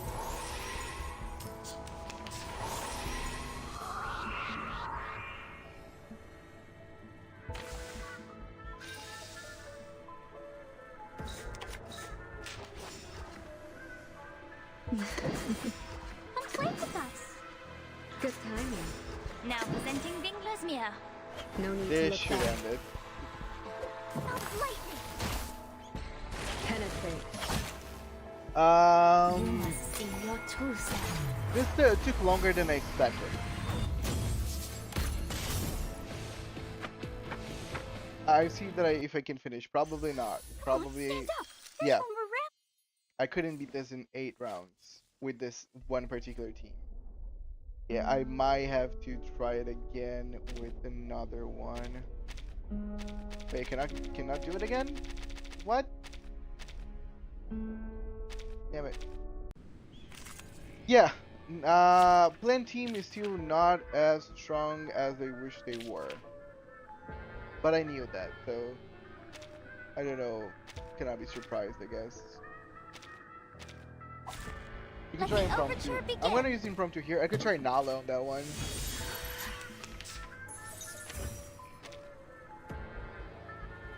Oh, I can reset it. Okay.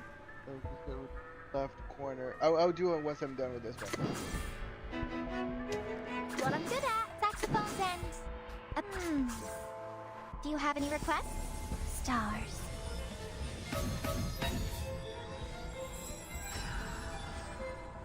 These sheets are my wings! Please enjoy.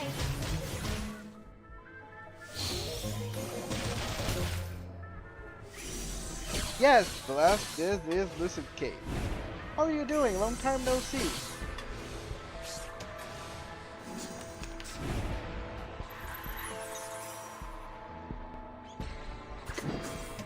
Just another shift. Saxophones and... A bandura? As you wish. Laundry time.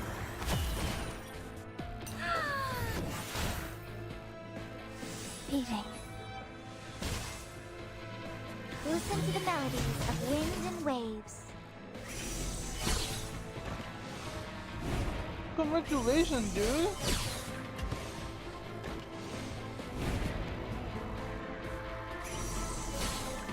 That's awesome.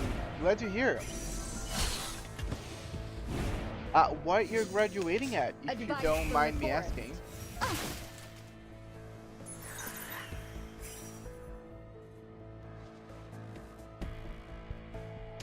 Not at, S. Sorry. Rephrasing that. I know how to do it. Saxophones and... Don't tell me what to do. I dedicate this song to you. Listen to me this. Listen up.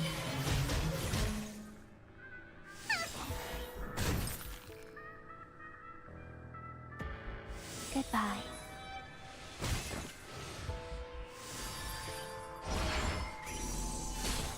PS information systems. Okay. No, I'm glad. I hope you find much success in that area.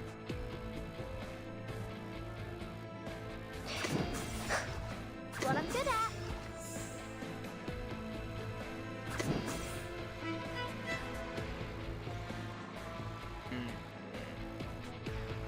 Just another shift. Now for the crescendo with Fortissimo Tutti.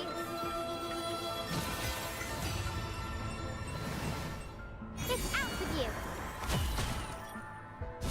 For everyone.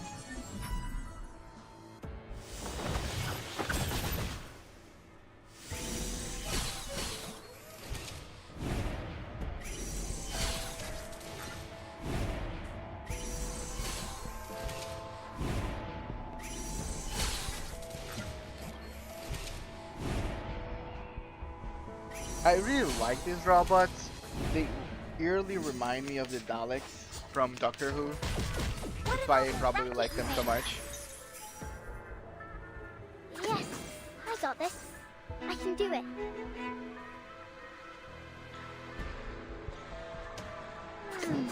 Okay, no.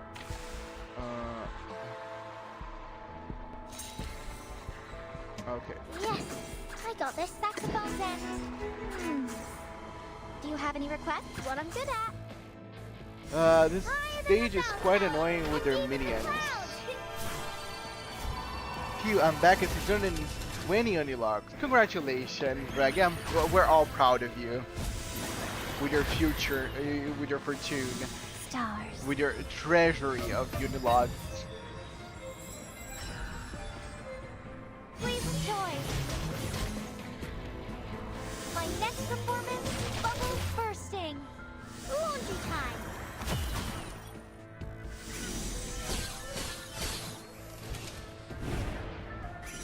Yeah, this stage might be strong, but it cannot withstand the power of impromptu.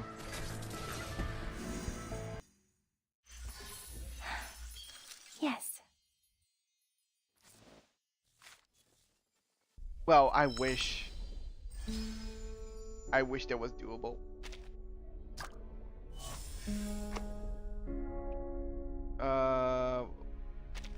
No, I'm okay with this. I can go back later and try it again, the one that I didn't do, the 3 stars. Hello, Sandy, how are you doing? I saw that you started streaming right as I started streaming. But how are you doing, buddy? Friend? How was your weekend? I'm sorry that you couldn't go to the card shop this time around, but maybe next week for sure.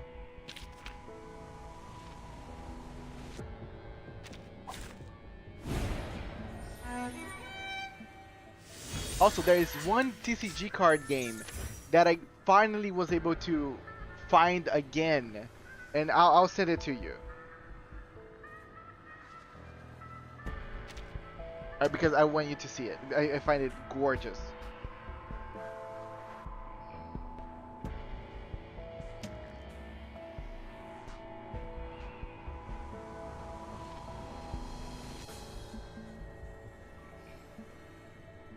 How good is Jessica still? I really enjoyed her in Green Lake, but I ain't targeting her banners right now.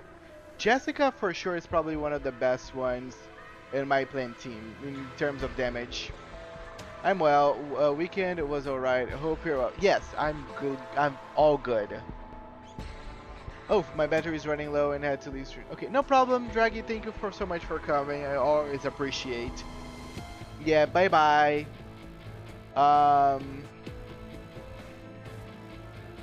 Jessica's good. I really like Jessica. I think she's probably the powerhouse on my team right now when it comes to just sheer damage. Bless here is a competitive, professional reverse player. So I think he would be a little better to explain the power of our dear Jessica. Give me a second, guys. I need to send something to a friend.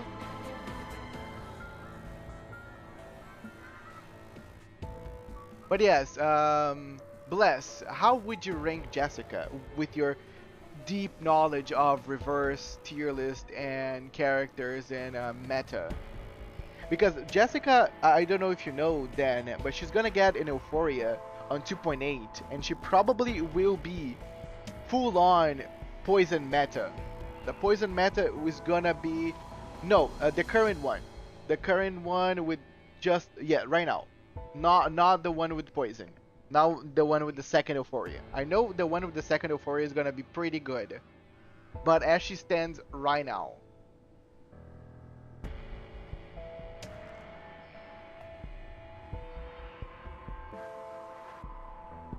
Even though I do feel she's good right now. All things considered.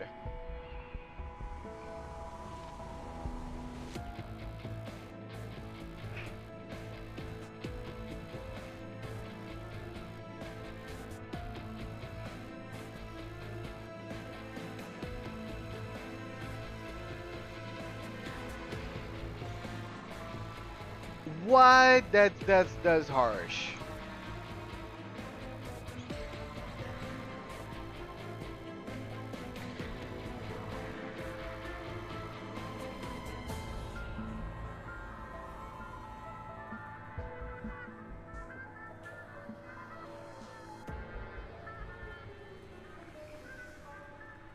Okay. Sorry guys, I'm back. I thought she already got one. Yeah, she has one and she's gonna get a new one on 2.8. The current says, but yeah, if you have Druvis, she's quite good. Only Druvis or Loggerhead maybe. or maybe. Yeah, my playing team is Druvis, Jessica, and Enli, and Kakania. And sometimes I swap Kakania for Villa. But yeah, Jessica is gonna be way better on her new one.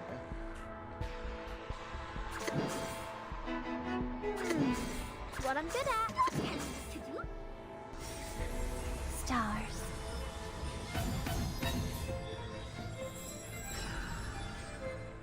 Please enjoy. Get out of you. The news is good. Okay, I'm gonna be a diviner here and say that Blast is gonna say no. Even though Voyager works well, just Voyager and Aleph. Just like Tuesday, yeah. She's gonna become the new Tuesday. Saxophones and...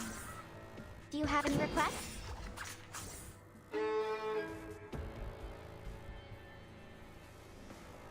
I know how to do it. Listen up. Please enjoy. But Please. what's your opinion, Blast? Should Denpo for Aleph? Aleph, Voyager, keep Arena broken impromptu, but Den does not have Barcarola. So you're saying that Aleph, Voyager, and Keep Arena are enough, and Barcarola no longer is needed?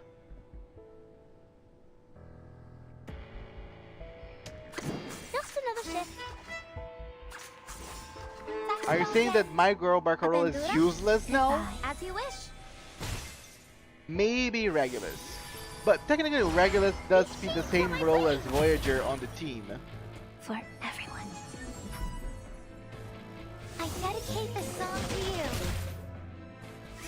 I don't think I would put Voyager and Regulus in the same one. No, Keep Arena is not the next limited. Keep Arena, it comes on 2.7 next patch. And Keep Arena is the shield character for Impromptu. The next limited character is Nautica, that comes out in 2.8.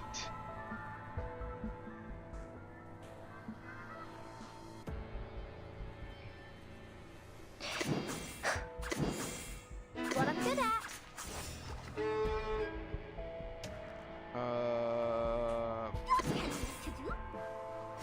Now for the crescendo. With fortissimo tutti.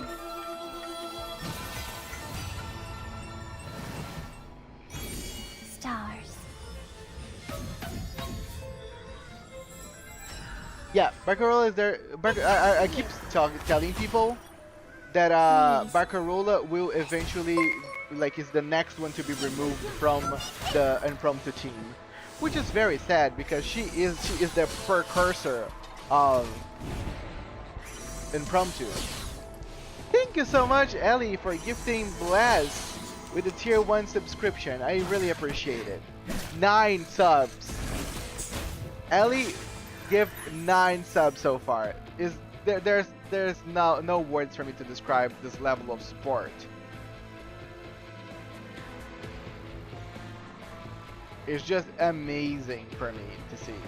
Yes, just another shift. What I'm good at. Higher than a bell tower, and deep in the clouds.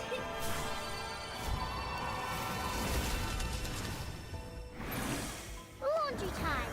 Now you're finally giving Blast maybe a reason to show up more to my stream.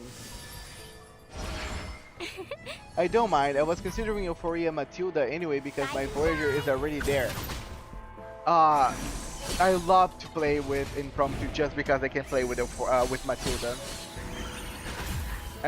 People here should know that she is my favorite character.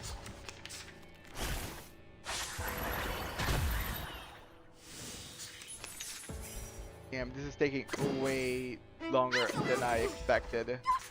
Saxophones and a bandura? As you wish. Please.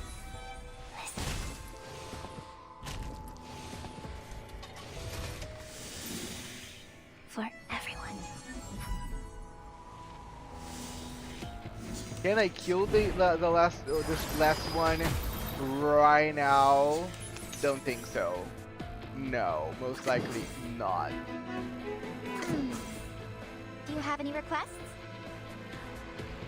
I know how to do it. I can see. You're able to see clearly. Stars.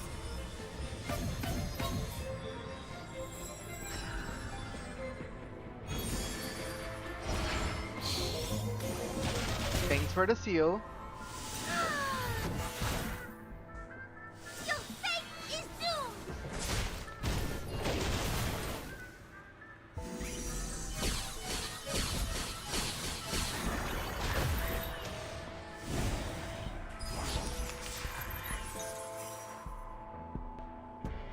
Oh god. Saxophones and... Do you have any requests?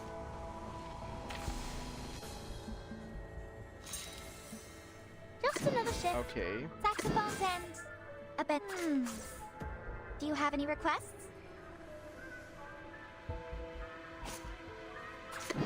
What I'm good at. Saxophones and... a bandura? Do you have any requests? Eating. Get out of you. But yeah, my future impromptu is Listen just to the melodies of winds and waves. Matilda Voyager regulars and I read the support Pursuit Tour any. Bursting. Yes. But you're gonna get there, I believe so. You might end up getting Barcarola randomly. Or Aleph randomly. And it's past round 8. This is a tough one.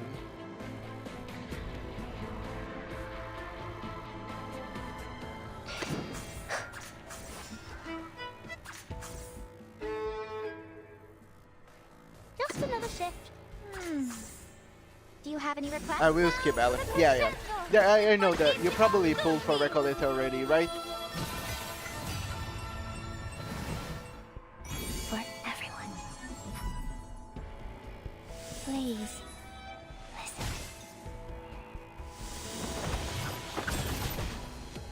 Listen up.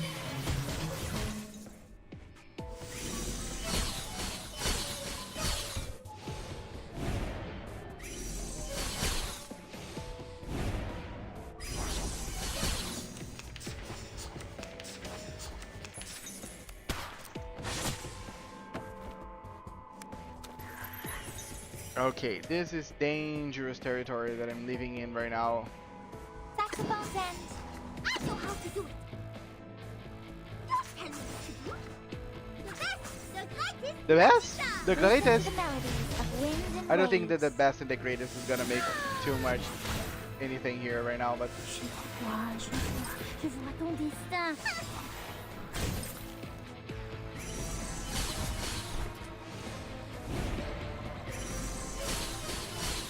Yep. Don't kill me, don't kill me, don't kill me, don't kill me, don't kill me, don't kill me. Okay, I'm alive. Oh god. Yes, I got this. Do you... I know how to do it. I can see. I am able. Lucy and Nautica will upgrade my account to max. That holiday keeps the boat. Okay. I will fix this. Then, okay. Fix. Yeah, my browser was open. Sorry, Ellie. Thank you so much for redeeming your apple of the day, even though it was glitchy. I did. Without Aleph, I'll try pulling for Melania now so we can use the selector on Pickles. Melania, Pickles, yeah. So we're working towards Recoleta's meta team, I guess.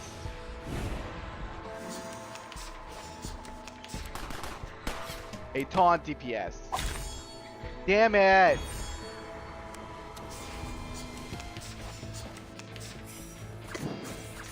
I will win this. I say I will win this.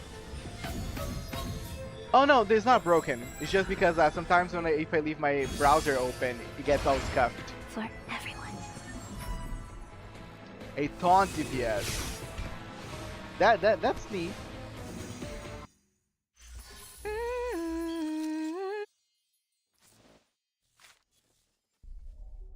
Thank you so much, Ellie. I appreciate. Again, thank you so much.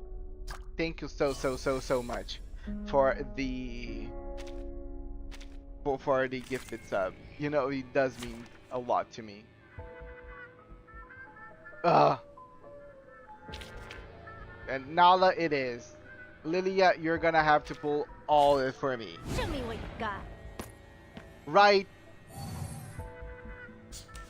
Let's see if I can make this work. I might have to reset this one. And use this on the first one and then impromptu on this that I'm playing right now. Perfectly understood. The moment of Wanna watch the time? Do you have a little faith in me, Master? A little trick.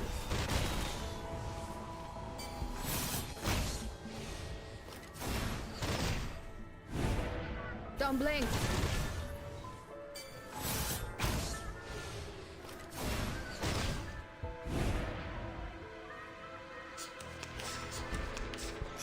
Shit.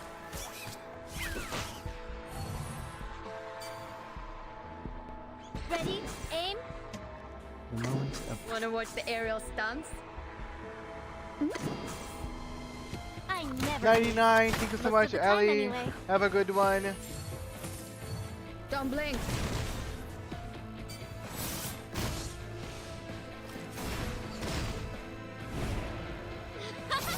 Believe, mortals! Yeah, thus far, That's nothing. solid.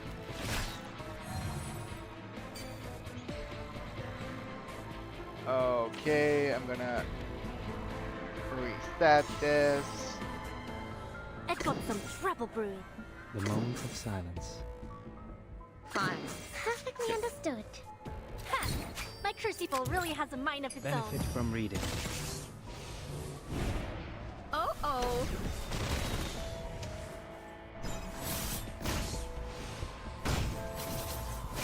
Thank you, Nala. Keep calm. Awesome. And I am in Lucidscape? No, not yet. Wanna watch the aerial stunts? The moment of utterance. Fine. Stay back, I say. Right wing. This thing is not taking much damage. A little trick. Right.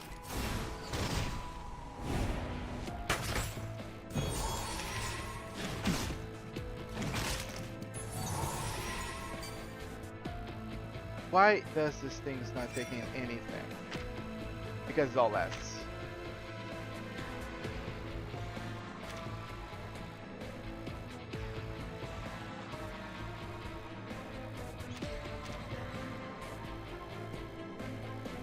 The moment of silence. Wanna watch the aerial stunts?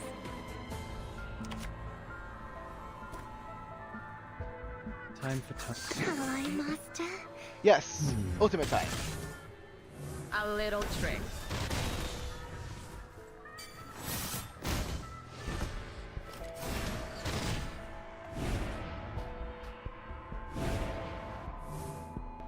The scale of your soul has tilted.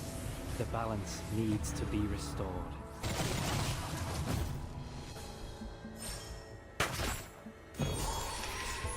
Swallow my exhaust.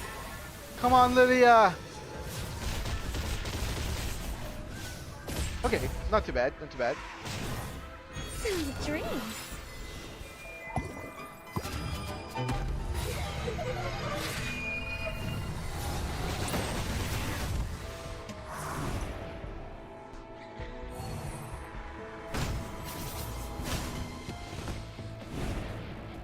Give it to Nala to just demolish them.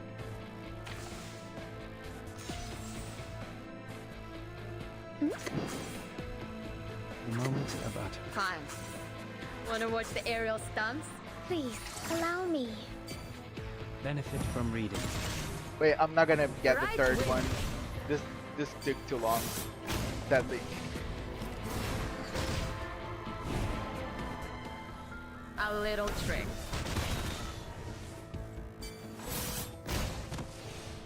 As a succubus, Anjanala is literally the GOAT. Yes. Damn it, still alive. Ah, this thing took so long to just die. Get ready. This is going to be a ready, aim, time. I'm just gonna finish this. The moment of silence. Wait for the pop. And then I can go ham right at the next one.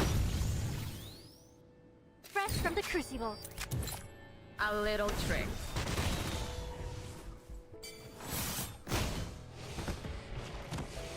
Until the torch is lit. Okay. Wanna watch the time? Perfectly understood. Shall I, Master? Right win.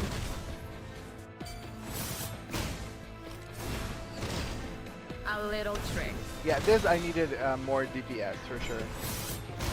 Forget all 3 stars. But it's no problem. I am still pretty happy with my team. Again, I just need to level everybody to 60. I need more levels on my side cubes. All those shenanigans. Swallow my exhaust.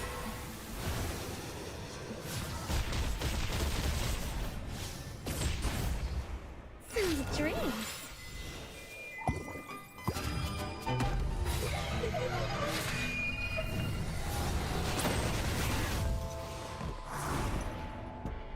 That was such a power move.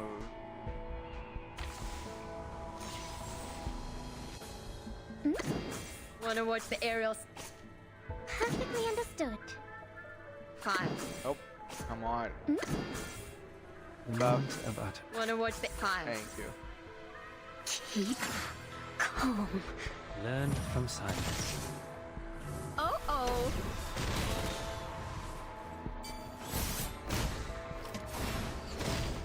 Don't blink.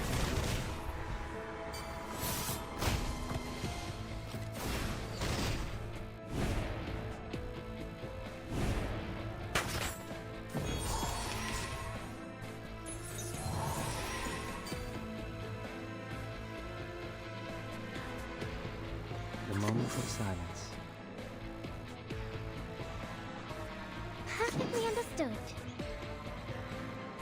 I got some trouble. Shall I, Master? We walk in long nights. Feel my dark embrace. Ha! My crucible really has a mind of its own.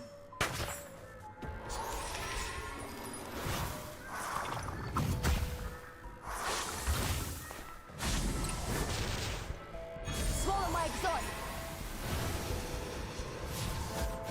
Okay, that's shitty. That's shitty. Sweet dreams.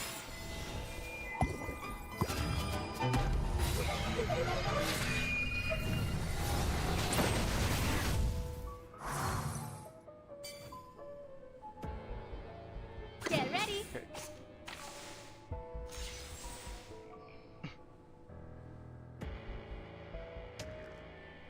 Wanna watch the time? Get ready. Wanna watch time? Time for tongues to speak of truth. Wait for the pop.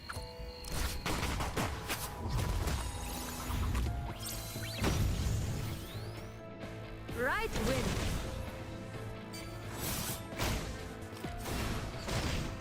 Oh.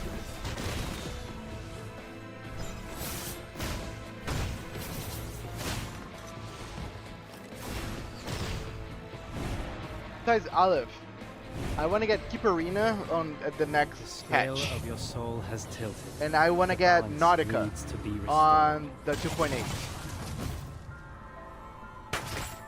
For now, that's my list. But characters that I just want to have by having all of them. But just to propel my account forward, yeah, those characters. Perfectly understood. The moment of silence. Wanna watch the aerial stunts? Stay back, I say. Please, allow me. That was We the wrong walk in order. long nights. I don't know why I did like that. Don't blink. Never mind. That was not the right way, but sure.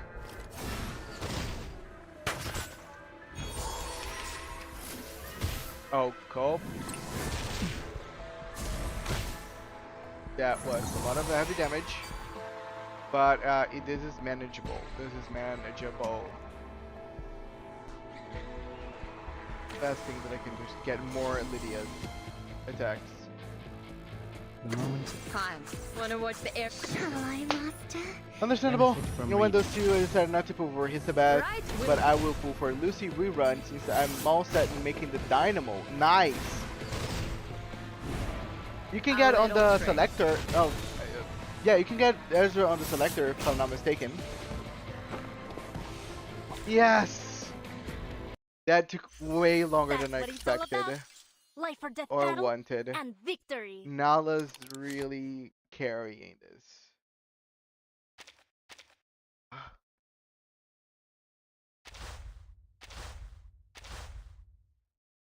Best DPS, Nala. Best healer and tank was Kakanya.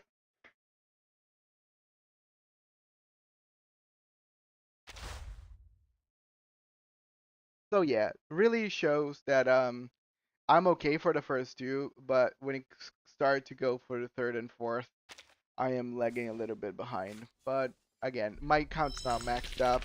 I am happy that I got this far. I can still reap all the rewards. So I am fine with that, really. Yeah, all the rewards gotten.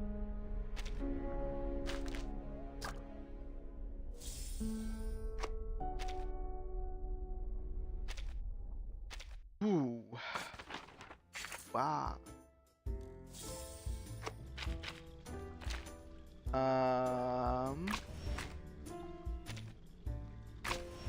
Let me claim these.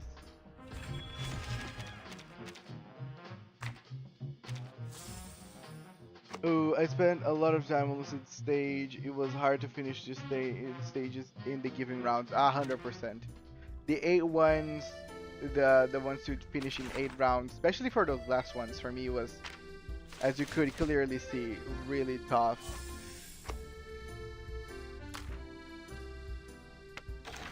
But now, dude, I have almost 60, and I have almost 5,000 clear drops. So I think I have a guaranteed Aleph, which I'm happy. I don't want to miss him. Now let's do Limbo, just the good old. Wait, I thought Limbo was also reset. No, just Lucid Stage. Oh, okay. I thought it resets in 6 days. It does resets in 21. Okay, okay, no problem then. Oh.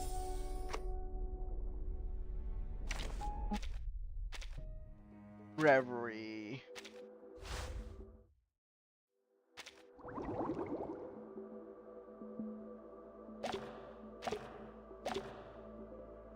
I wonder if I can do this. No, I need to level up a little more. I feel that I'm almost there, but I need to level up a little more. Then I'll try again. I have 64 unilogs and working on getting more clear drops. I'm under 1,000 clear drops for now. I want to get for at least one more temple. I also have 2 pities from Recolleto. Nice. Nice. I feel like you're very well set. It was on the quiet nights in port that I could never And I am fall also asleep. pretty well set as well. I found my... Because like if I purchase okay, come on. If we purchase this, I have 27.